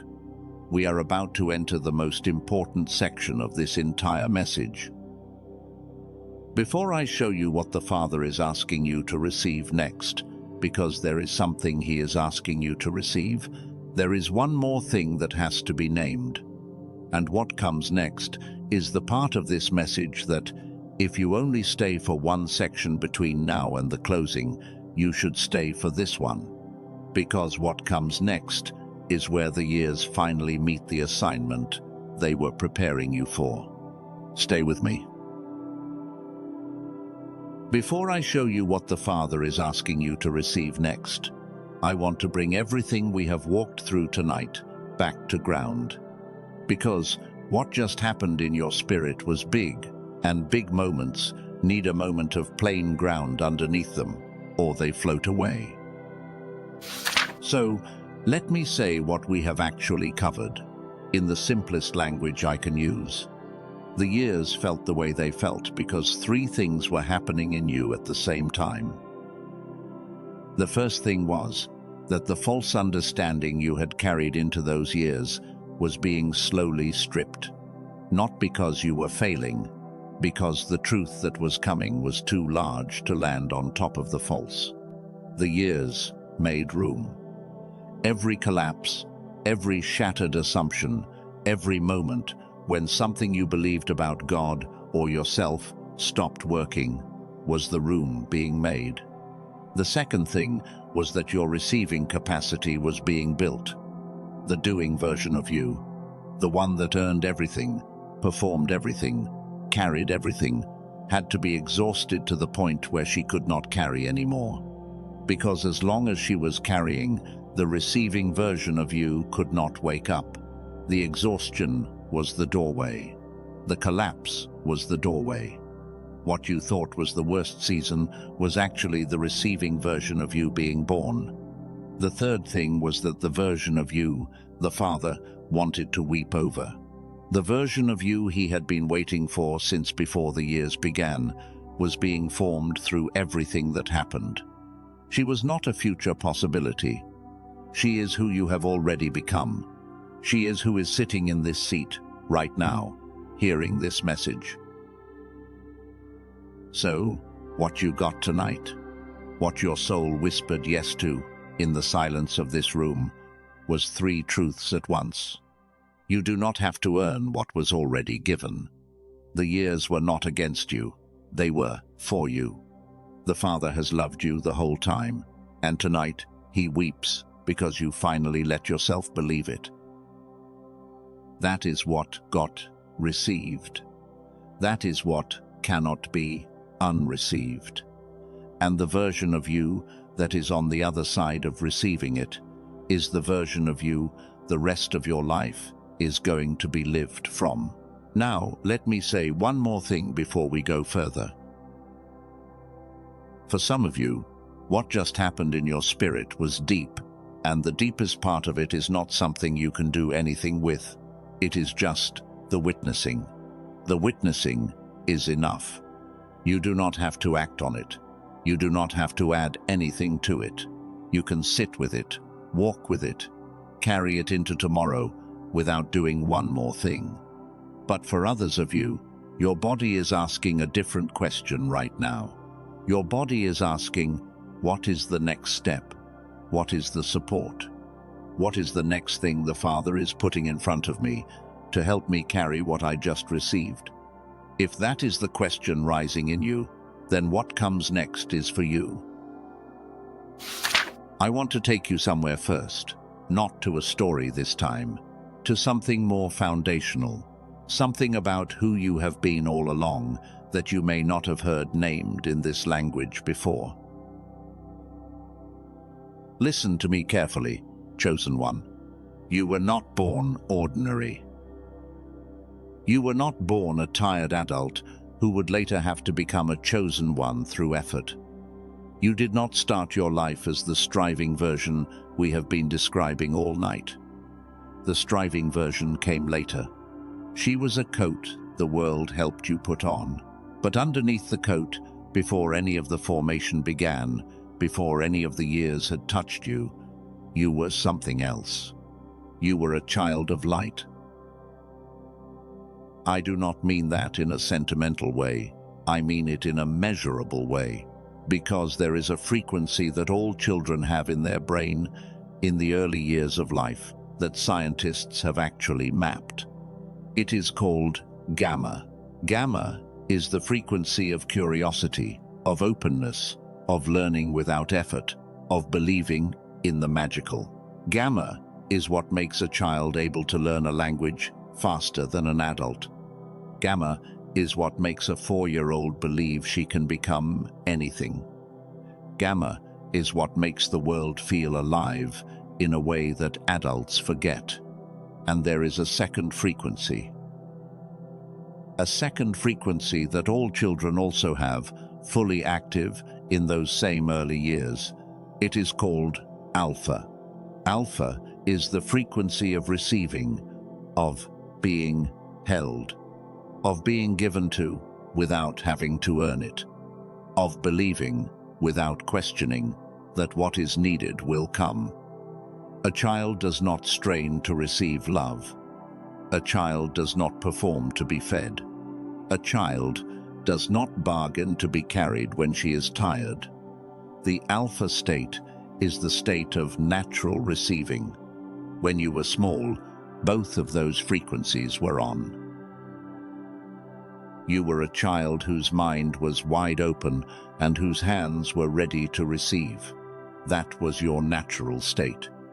That was the state the Father designed you in. That is what it means to be a child of light. Not just innocence. Not just sweetness. A specific neurological reality of curiosity and reception, working together. And then the world dimmed both of them. Around age 7, the first one began to fade. The world calls it the decline effect. School began. Structure began. The pressure to give the right answer instead of explore. The question began. Your gamma started to quiet. The wide open mind started to narrow. The curiosity started to be replaced by the need to be correct. Year by year, it dimmed. By the time you were an adult, your gamma was a fraction of what it had been when you were small. The child mind in you was not gone. She was just sleeping. And then the second frequency began to close. Adult life. Bills. Responsibilities. The slow accumulation of stress. What scientists call the stress signal began to overactivate the parts of your brain that were meant to be quiet. And when those parts ran too loud, the alpha state, the receiving state, began to close down. Not all at once. Slowly. The drawbridge between you and what you were meant to receive began to lift. The channel through which the kingdom flows in began to narrow. By the time you were in your 30s or 40s, the receiving channel was barely open. So when you ask why you have struggled, why you have striven, why you could not seem to receive what you knew you were called to receive, this is part of the answer. The child of light, you were born, as had been dimmed, in two specific ways. The child mind had been put to sleep. The receiving channel had been closed. And every meditation you tried, every visualization you attempted, every spiritual tool that promised to help, was only working on one of those two things at a time. None of them were addressing both. So you would feel a glimpse of progress in one direction, and then bump up against the wall in the other direction, and assume you had failed. You did not fail. The tools you had been given were not designed for what was actually happening in you. There is a teacher who said, long ago, that the kingdom of heaven belongs to those who become like little children. Most people who have read those words assumed he was speaking metaphorically. He was not. Or rather, he was, not only. He was describing a state, a specific way the body and the mind are organized when the child of light is awake and receiving. And what he was pointing to, what most people missed, is that the path back to that state is not effort, it is restoration. The child of light you were is still in there. Both frequencies are still possible to wake. They have been quiet for a long time, but they have not died. And what you finally got tonight, the truth that broke open in you, is the spiritual prerequisite for the restoration to actually take. Because no one can be restored back to a child mind while she still believes she has to earn her way home. You do not have to earn your way home. The way home is being walked in you tonight. So now let me speak about what comes next, because for some of you, your body is already pulling toward an answer. I want to share a story with you. Not a long one, just one. There is a woman, 43 years old, a teacher in Texas, who spent a decade helping other people grow while she felt completely stuck herself. She used to describe her own brain as running at 30% capacity. She could see other people moving forward. She could see her students going on to do things she had been dreaming of doing herself. But she could not seem to access the version of her own mind that knew how to move. 3 weeks. 3 weeks of sitting still for 7 minutes a day, listening to a specific audio with headphones, and her child mind began to wake. Ideas started arriving without her chasing them. A decision she had been deferring for an entire year was made in a single morning. She did not become a different person. She became the person she had been underneath all along, finally accessible to herself again. The audio she listened to is called the Genius Song. It exists because of a neuroscientist named Dr. Lake, who spent 34 years researching why the gamma frequency, the child mind frequency, gets suppressed in adult life and how it can be reactivated. His research came out of work done at MIT, Princeton, Harvard, and several other leading research institutions. What he discovered, and what he eventually built, is a 7-minute audio track that uses brain entrainment, a technology of binaural sound delivery, to gently bring the gamma frequency back online. You put on headphones, you close your eyes, you listen for 7 minutes. The audio does the work. The Genius Song does not turn you into somebody you are not. It wakes the version of you that was already there. The child mind, the curious one, the open one, the one who was your natural state before the world helped you put on the coat. The reactivation is not effort. It is just sitting still while the frequency comes back. I want to tell you one thing about this, openly, in the same voice the rest of this message has been spoken in. When you choose this path, you may at some point encounter something else, an extension that goes deeper, called the youthful brain. It is used by chosen ones who have walked this restoration further and want to maintain the child mind state across the long arc of their life. You will see it after you secure the Genius Song, only if your spirit pulls you toward it. The original alone is complete.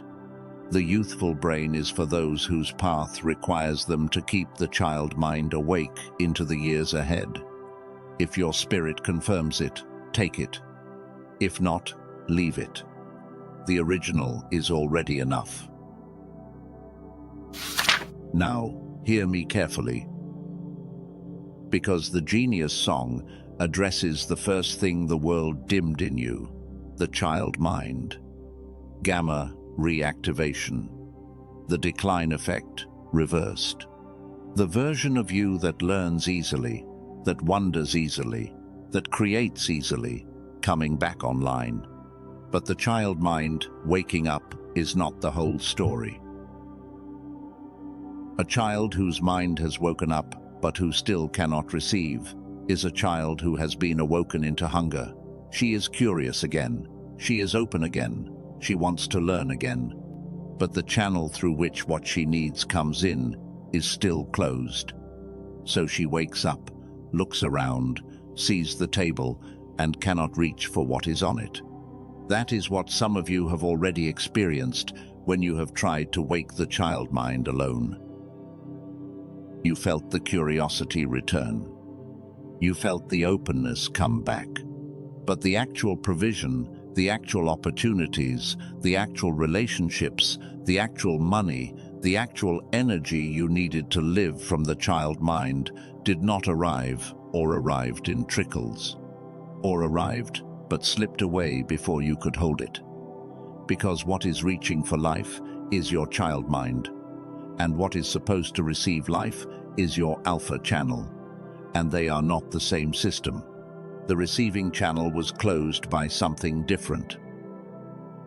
It was closed by the stress signal, the overactive beta frequency, the adult survival mode that has been running in the background of your nervous system for so long that it has become invisible to you. You do not feel it as stress anymore. You feel it as normal life. But it is not normal. It is the receiving channel staying closed because the body is too busy bracing. There is a second researcher, a neuroscientist named Dr. Newton, who came out of Stanford and broke from the establishment to release research that the establishment did not want released. His work, supported by research at Stanford, Boston University, Harvard, and other research institutions, focused on something different from Dr. Lake's work. He was not focused on gamma. He was focused on alpha. He was focused on the receiving channel. He was focused on the stress signal that was keeping it closed.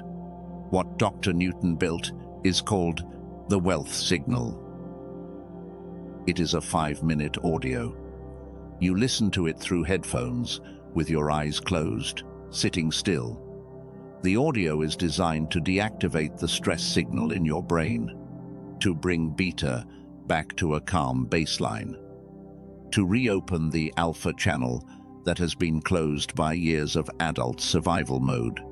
But the audio is only one part of it. There is a second component, a 9-word phrase drawn from a wisdom tradition over 3,300 years old that you repeat softly while the audio plays. The combination of the two, the audio and the words, was designed to bypass something Dr. Newton mapped specifically called neural rigidity. Neural rigidity is the part of your brain that has gotten stuck in the closed channel position. The audio loosens it. The words guide the loosening into a specific direction, and what opens on the other side is the receiving channel. This is what you become able to do once that channel is open. You become able to receive provision without bargaining for it. You become able to receive love without performing for it. You become able to receive opportunity without earning it twice. You become able to receive the answer to the prayer you have been praying for years, because you finally have a body that knows how to take an answer in. Listen to what I am about to say carefully. Become like little children, and the kingdom flows in. That is what was being pointed to all those centuries ago. The kingdom does not arrive through striving. The kingdom flows into a body that knows how to receive. And the body that knows how to receive is the body of a child, the body of a child of light, the body that has its child mind awake and its receiving channel open. If you choose to walk this path, you may at some point encounter another extension, this one for the receiving channel, called Wealth Signal Accelerator. It is used by many chosen ones already on this path, the ones whose path requires the receiving channel to be opened wider and faster. You will see it after you secure the wealth signal, only if your spirit confirms. The original alone is complete. The accelerator is for those whose path goes deeper. If it does not speak to you, leave it. And one last note about both. A small group of chosen ones who walk the furthest combine the wealth signal accelerator with the youthful brain together. The two amplifications working in tandem. You will encounter both after you secure the originals, only if your spirit calls them forward. The originals alone are complete. The combination is reserved for those whose path requires going deeper than most. It is not the default. It is not the recommended path for most chosen ones. It is just there, in case your spirit names it. Now, I want to slow down and speak to the part of you that has questions. Because you are not the first chosen one to reach this point in this kind of message and feel a wave of hesitation rise. The hesitation is honest. It is not weakness. It deserves to be addressed directly. The first thing some of you are thinking is, I have tried other things. I have tried meditation. I have tried yoga. I have tried manifestation courses. I have tried affirmations. I have tried programs that promised similar things. None of them worked the way they said they would. Why would this be different? The honest answer is two-layered. The first layer is mechanism. Meditation, yoga, healing sounds, affirmations, all of those tools require your brain to change itself from the inside out. That is slow. That is uncertain. That depends on your discipline, your consistency, your ability to push through the resistance of a brain that does not want to change. Brain entrainment and brain frequency calibration work from the outside in. The audio carries a specific signal. Your brain entrains to that signal whether your discipline is strong or not. It is not asking your brain to do the work. It is doing the work for your brain. The second layer is sequence. Most of the tools you have tried were single-frequency tools. They targeted one thing. They tried to wake the child mind, or they tried to lower stress, or they tried to teach affirmation. None of them addressed both frequencies in the order that actually works. The genius song first, to wake the child mind.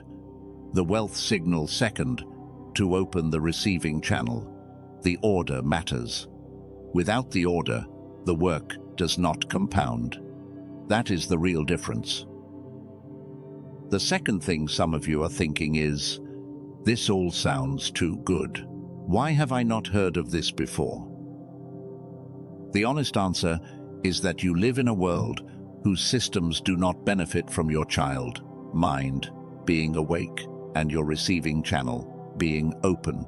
A child of light who has been restored is harder to manipulate, harder to keep compliant, harder to keep consuming, harder to keep under-earning, undescribed. There are reasons that research about how the child mind gets dimmed has not been broadcast widely. There are reasons that research about how the receiving channel gets closed has stayed under the surface. The reasons are not conspiratorial in some dramatic sense. They are economic. The economy you live in functions better when chosen ones do not know what was taken from them. That is why you have not heard of this before. The third thing some of you are thinking is, I am not in a position to spend money on this right now. I want to address that with honesty. There are tools in this category that cost $300 per biofeedback session. There are programs that run thousands of dollars over 12 weeks. There are weekend retreats that ask hundreds of dollars before you have even arrived. The two audios I am describing tonight are not in that range. They are in the range that most chosen ones can afford, even in tight seasons, if their spirit is genuinely calling them toward them. But that does not mean every chosen one listening to this should buy them tonight. Some of you are not meant to. Some of you are meant to walk forward with what you got from this message alone. And the message alone is complete. The audios are not a requirement. They are a path. If your spirit does not confirm, the path is not yours to walk right now. The fourth thing some of you are thinking is something only chosen ones in this specific situation think. You are wondering, why two audios and not one? Is this really one product split into two to make me buy more? The honest answer is no. They were developed by two different researchers in two different decades, in two different research traditions. They address two different brain frequencies. They address two different problems. One wakes the child mind, the other opens the receiving channel. They are not two halves of one thing. They are two different things that compound when used together in the right order. You can choose to start with one. Many chosen ones do. If your child mind feels the most dim, if the brain fog and the buried potential is your loudest pain, you can start with the genius song alone. That is an honored entry point. The first wave of restoration, walked alone, is enough for some. If your child mind feels alive, but you cannot reach for what is yours, if your problem is not curiosity, but receiving, you can start with the wealth signal alone. That is a rarer path for those whose child mind survived the years more intact, but whose receiving channel is the closed door. Most chosen ones will recognize, when they sit with the question, that both restorations are needed. The child mind needs to be awakened, and the channel needs to be opened.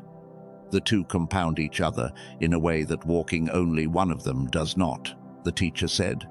Become like little children, and then receive. Both halves of that sentence point to a different door. So 3 doors are revealed tonight. The first door is restoration. The child mind alone. The genius song for those who feel the dimmed mind most.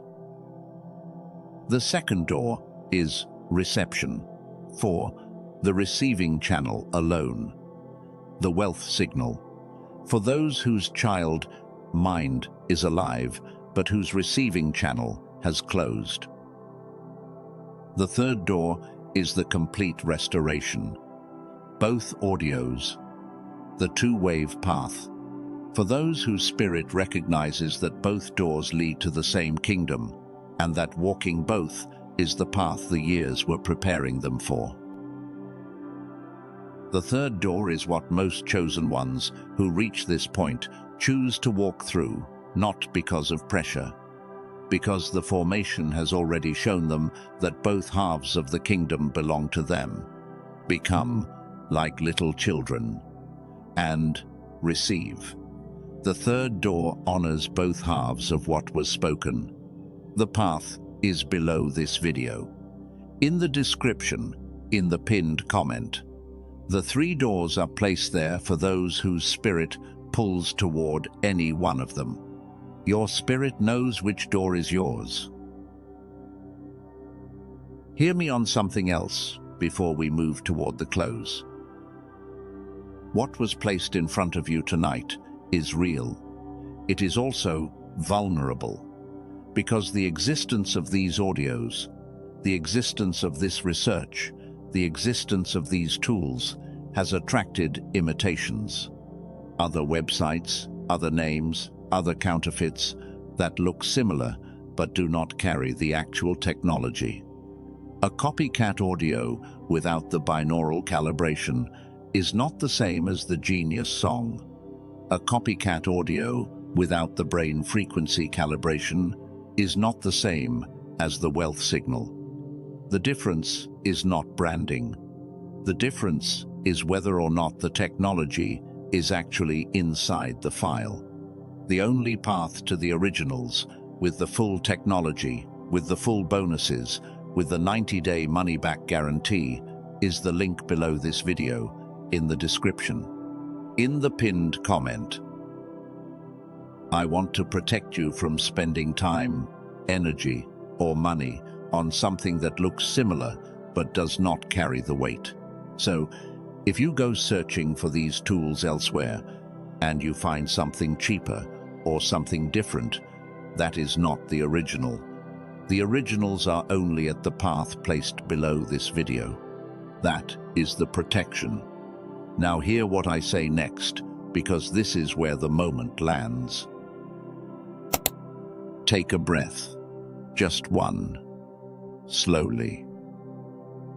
I am not going to ask you to make a decision right now under pressure.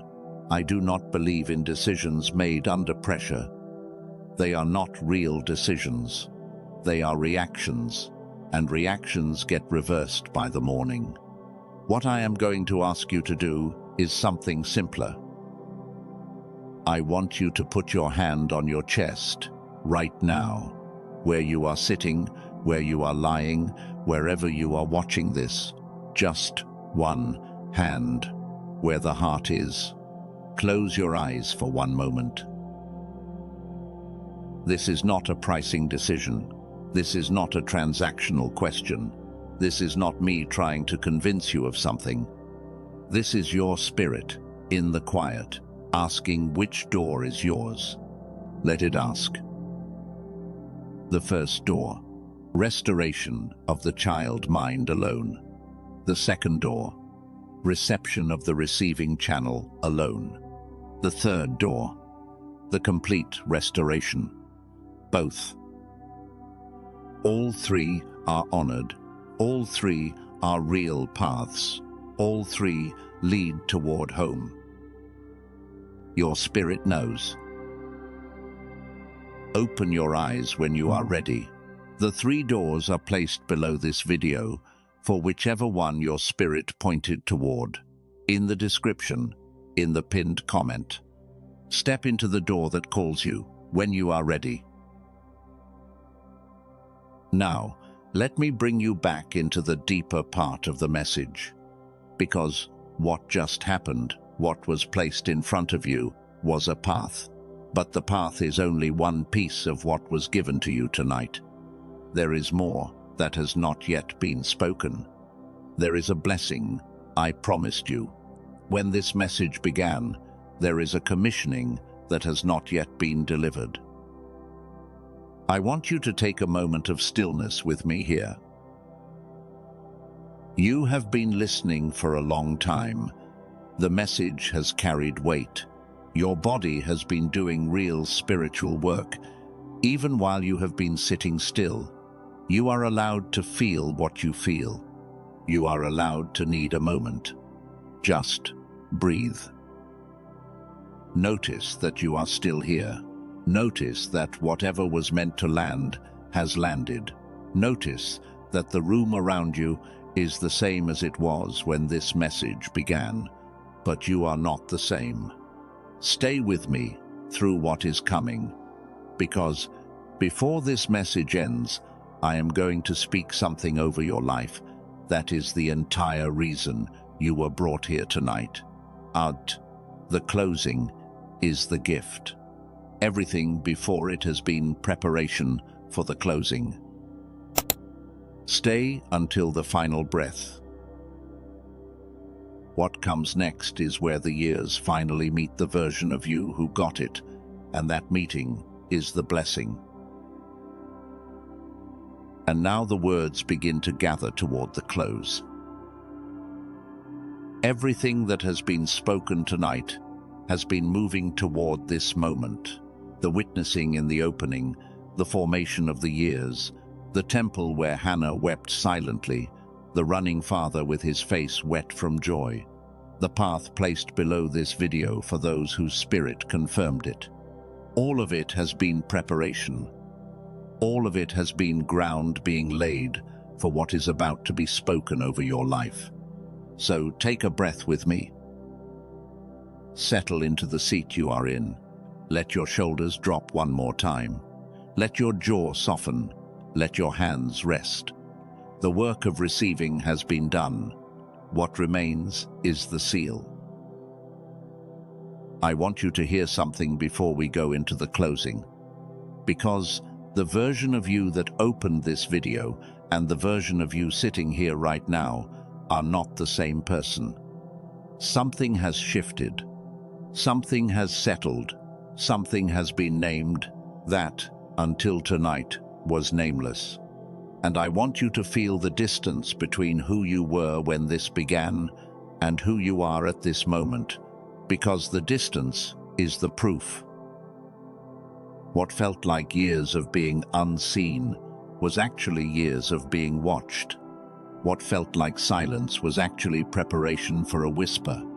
What felt like delay was actually divine timing, arriving on your timeline and not on theirs. What felt like striving without arrival was actually emptying for receiving. What felt like the version of you that did not matter was actually the version the Father was forming. What felt like the moment you almost gave up was actually the moment heaven stood up to applaud. Take that in. Each one of those reframings is a piece of the years being given back to you. The years were not what you thought they were. They were not loss. They were not punishment. They were not the Father's silence. They were the slow, patient, tender labor of a love that knew exactly what was on the other side of the formation and would not rush you there. You walked through the years. The years walked through you. And what is left on this side of them is something the world cannot replicate and cannot manufacture. It can only be formed. And it has been formed. In you, through you, as you. Now hear me, chosen one, because there is something you carry now, in your bones, that you did not carry when those years began. And the Father wants me to name it for you, so that you can carry it consciously, instead of carrying it without recognizing what it is. You carry truth, not just information about truth, not just opinions about truth. Truth itself, as a quality, has lodged in you. The years stripped the false out of you and left the true. So when you walk into a room now, when you sit across from somebody, when you listen to somebody describe their life, you can feel what is real and what is not. You can feel when somebody is performing and when somebody is being. You can feel when a relationship is built on something solid and when it is built on convenience. You did not earn that perception. The years gave it to you, and from this point forward, you are going to be one of the people in your circle, in your family, in your community, who can tell the difference. That is a sacred function. Carry it with care. The truth carrier is rarely the most popular person in the room, but the truth carrier is the one whose presence shifts the temperature without having to say a word. That is who you have become. You also carry medicine, because every wound the years gave you, every season that broke you, every loss you thought was the end of you, has metabolized into something that can be given to other people who are now where you used to be.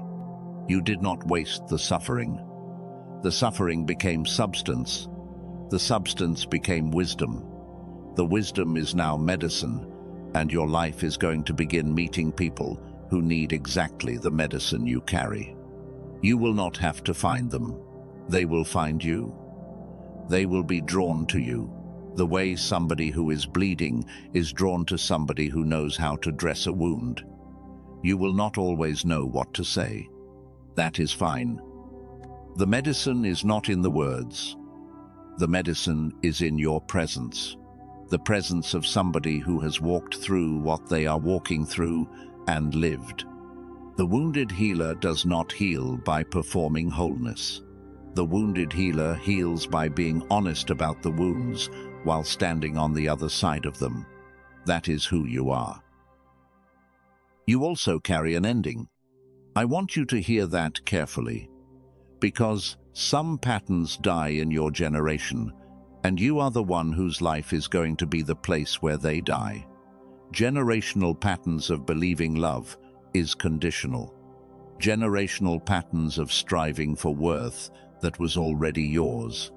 Generational patterns of treating God like a manager to be impressed instead of a father to be received by.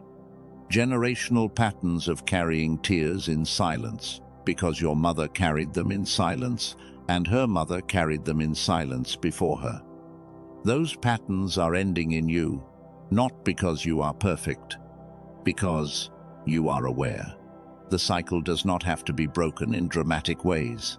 It is broken every time you choose, in a small ordinary moment, to live a different way than the people who came before you lived. The people who come after you, whether they are your children or your students or the ones who watch your life from a distance, will inherit the new pattern. They will inherit the receiving. They will inherit the witnessing.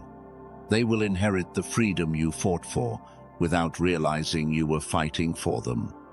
That is who you are. And finally, you carry a bridge, because there is a version of you that did not yet get it, and there is a version of you that does. The two versions are not strangers to each other. The one who got it remembers what it felt like not to, and that memory is the bridge. You are going to meet other chosen ones in the years ahead who are still in the version that did not yet get it. And because you remember, you will be able to walk with them, not above them, not lecturing them, just walking beside them until they cross the same bridge you crossed. The bridge cannot be walked alone.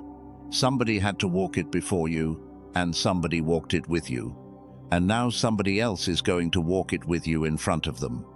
That is who you are. The truth carrier, the wounded healer, the cycle breaker, the bridge. These are not aspirations. These are descriptions. They are who you have already become. Now, I want you to do something with me. Wherever you are sitting, wherever you are lying, wherever you have been listening, you do not need to move. You do not need to get up. You do not need to find anything. Everything we are about to do, we are going to do in your imagination. Close your eyes if you can. If you are driving, just keep your eyes on the road, and do this with the part of you that does not need eyes to see. In your mind, I want you to walk to a window.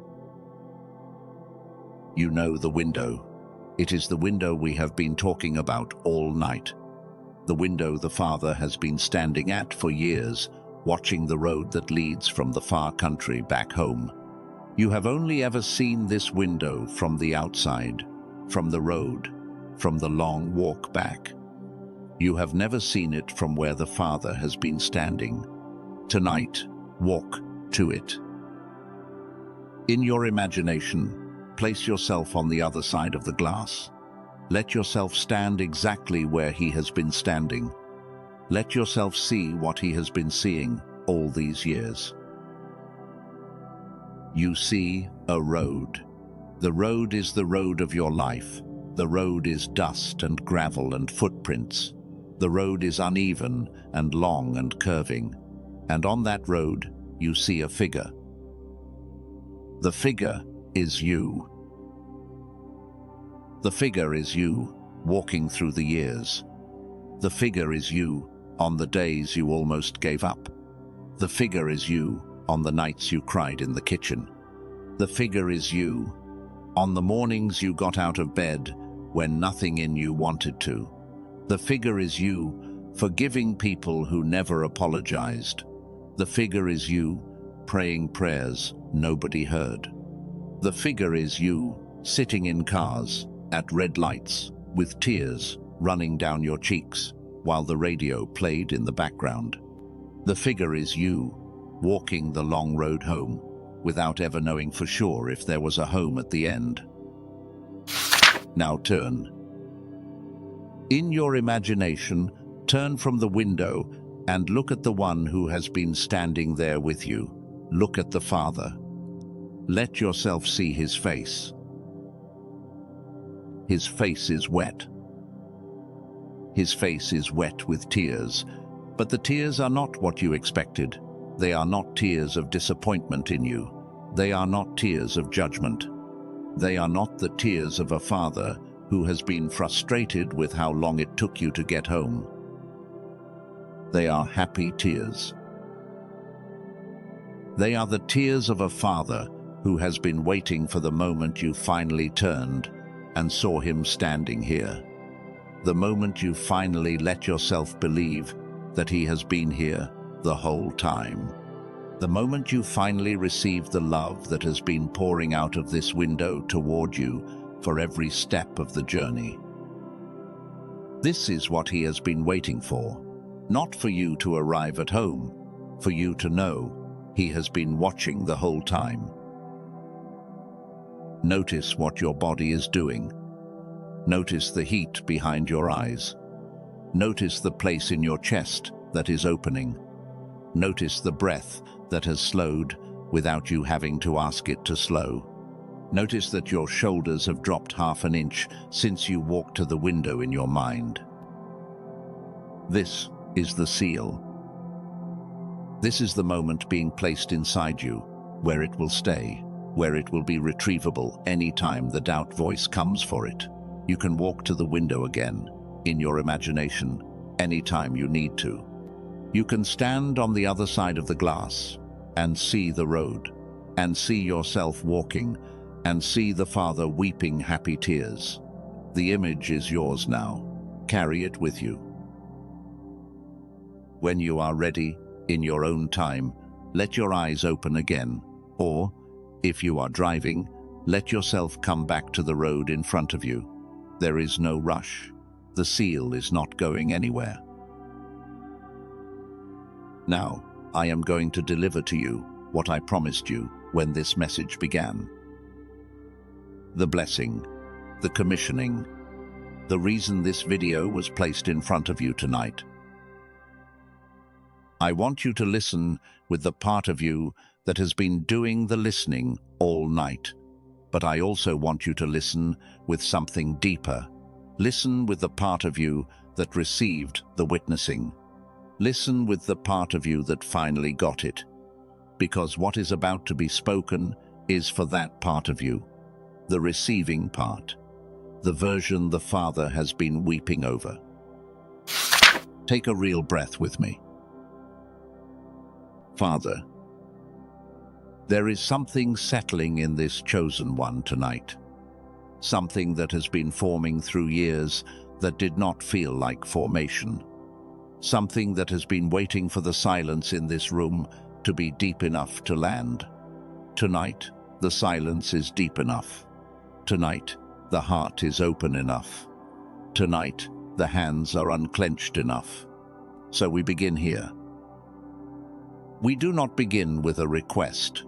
We begin with a witnessing. Father, you have seen every silent prayer this chosen one has prayed. You have seen the tears wiped in parking lots before walking back inside. You have seen the prayers whispered in cars at red lights when nobody else was watching. You have seen the breakdowns in bathrooms with the shower running. You have seen the holidays smiled through while something inside ached. You have seen the years of carrying without complaint. You have seen the moments of almost giving up that nobody else ever knew about. You have seen all of it. And tonight, we name what has been seen. We name the cost. We name the weight. We name the patience. We do not minimize what these years have asked. We honor what they have asked. We honor the chosen one who paid the cost without ever knowing if anybody was keeping count. You were keeping count every day, every tear, every prayer, every choice to keep going. When nothing in this chosen one wanted to keep going, you kept count. And tonight, the count is being given back. Now we move to release. There is a coat that has been worn for too long. A coat sewn out of the years of feeling unseen. A coat made heavy by the assumption that nobody knew the cost. A coat that has been worn so long that the body forgot it was wearing one. In this moment, The coat slips from the shoulders. It does not have to be torn off. It does not have to be fought against. It simply slips, the way a coat slips when somebody finally remembers. They are inside, and the room is warm, and there is no need to brace anymore. The coat falls, and the body underneath, the body that has been hidden by the coat for years, is allowed to be visible again. The years of feeling unseen are released, not forgotten, not erased, released. They have done their work. They have formed what they were sent to form.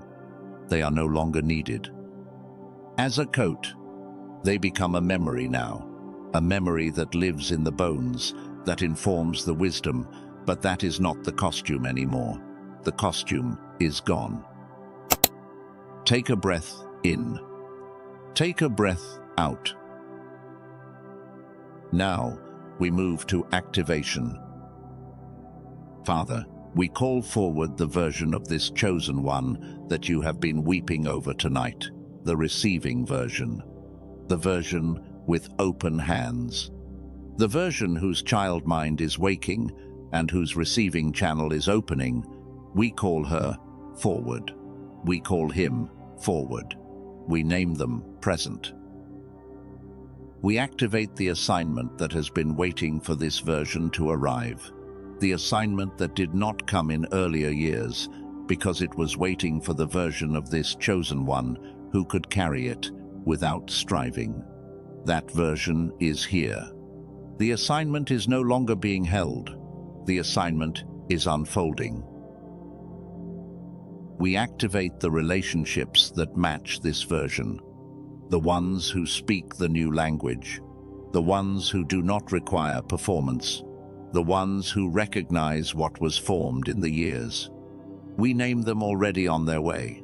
We name the empty seats at the table being saved for them. We name the ones who could not match this version released, with no resentment, with no chasing, with no explanation owed. We activate the provision that has been held back for the receiving version, the opportunities that did not come last year, because the doing version would have used them the wrong way. The doors that did not open before, because the receiving version had not yet arrived. We name those doors loosening on their hinges. We name the channel through which they will arrive, open and ready. We name the receiving discipline being practiced and strengthened. We activate the recognition signs to deepen, the tears that arrive without warning, the heaviness lifting, the peace where there was striving, the collapsed tolerance for old drama, the numbers that catch the eye. We name them all, confirming, integrating, becoming part of the new baseline of life. Now we move to protection. Father, you know that what has been received tonight will be tested by morning. The doubt voice will come, the version of this chosen one that wants to return to striving will come. The familiar room will look the same in the morning, and the temptation to dismiss what happened tonight will rise. So we cover what was received. We cover this chosen one from the morning after voice that whispers, maybe it was not real. We cover from the voice that says, it was just a video. We cover from the voice that demands external proof for what was received internally. We cover from the voice that says, this will fade by Tuesday. We name those voices already disarmed. We name the discernment muscle already strengthening. We name the 3 questions, the love and truth, the invitation, the peace, available the moment they are needed. We cover the rising. We cover the unfolding. We cover the version that arrived tonight from being talked back into the version that left. This chosen one does not have to fight to keep what was received. The keeping has already been arranged. Now we move to the seal. Listen to me, chosen one, with everything in you. You are witnessed. You are wept over. You are welcomed home. Hear that as the truth of who you are, not the hope of who you might be. You are witnessed. The years did not happen in the dark. They happened in the light of a Father who could not turn away from the window. You are wept over. The tears in heaven tonight are real, and they are for you, and they are happy. You are welcomed home. The road is finished. The figure on the horizon is you. The Father has already run. The forgiveness has already been delivered. The robe is being placed on your shoulders. The feast is already being prepared. You do not have to earn anything else.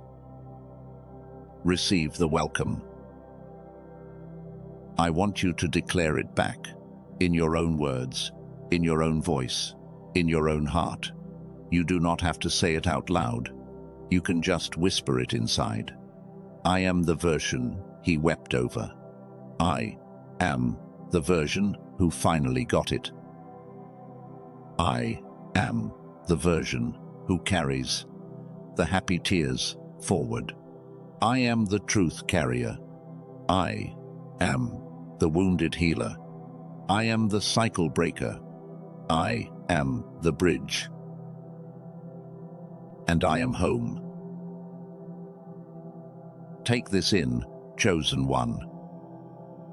You are not alone in this moment. Right now, all across the world, chosen ones are receiving this same witnessing in their own rooms, in their own quiet, in their own seats. There is a community of receiving happening tonight that you cannot see, but you are part of. You are not the only one whose Father wept over them tonight. Many are being met. Many are being witnessed. You are one of the many, and the many are also one with you. The kingdom is filling up tonight with chosen ones who finally got it, and you are one of them. In Jesus' name, Amen. Do not say it back yet. Do not move yet. Do not check the time. Stay with me for one more moment.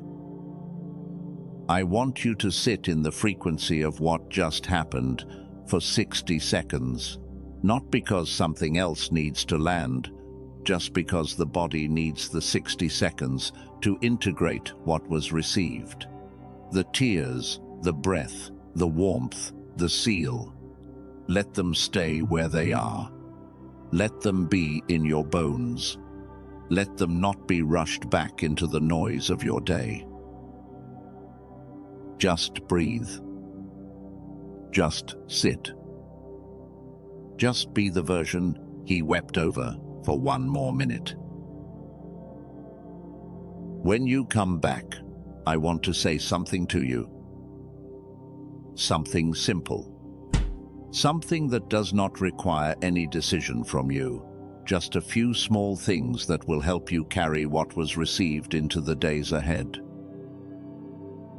If something landed for you in this message, if there was a moment when your chest opened, if there was a moment when the tears arrived without permission, if there was a moment when the Father's voice felt closer than it has felt in years, type the word Amen in the comments below.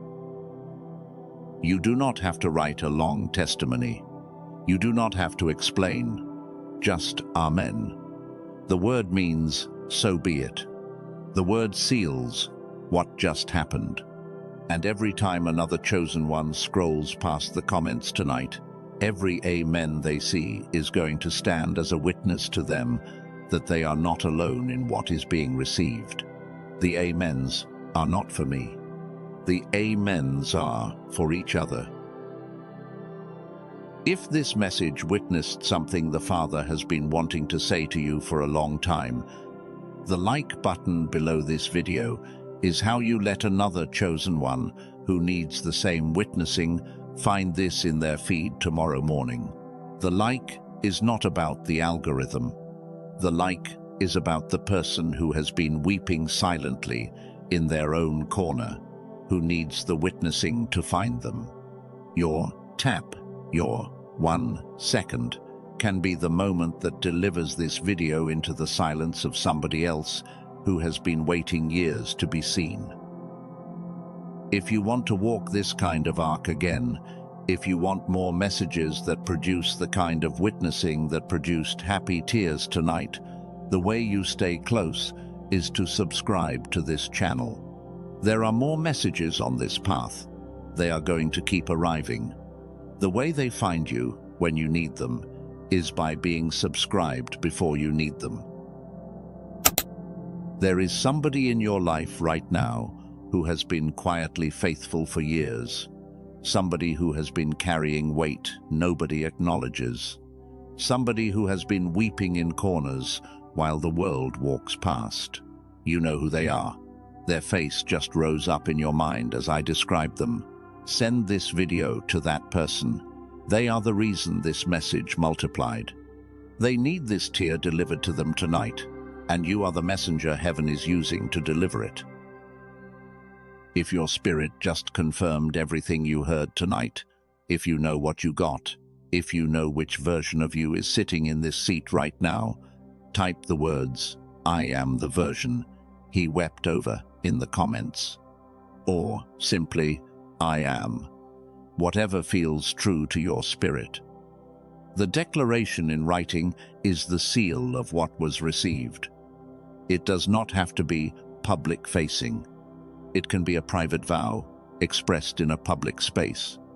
The act of typing it makes the receiving more real than receiving in silence alone. And if your spirit pulled toward one of the 3 doors earlier in this message, if you felt your body lean forward when restoration, or reception, or the complete restoration was named, the path is below, in the description, in the pinned comment. The 3 doors are placed there for the spirits that recognize themselves in any one of them. Step into the door that calls you when you are ready. There is no rush.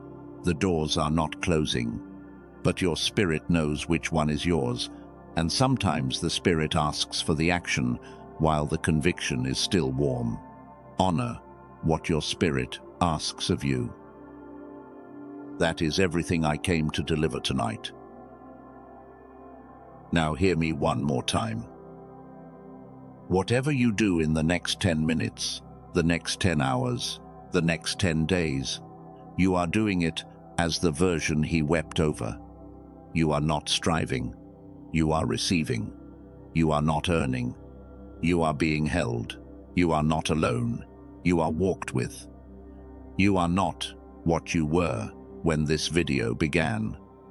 You are what the formation produced. You are home. What you just experienced was not a video. It was a witnessing. Do not move yet. Do not rush back into the noise. Sit in this frequency for one more breath before you re-enter the day. For the first time in years,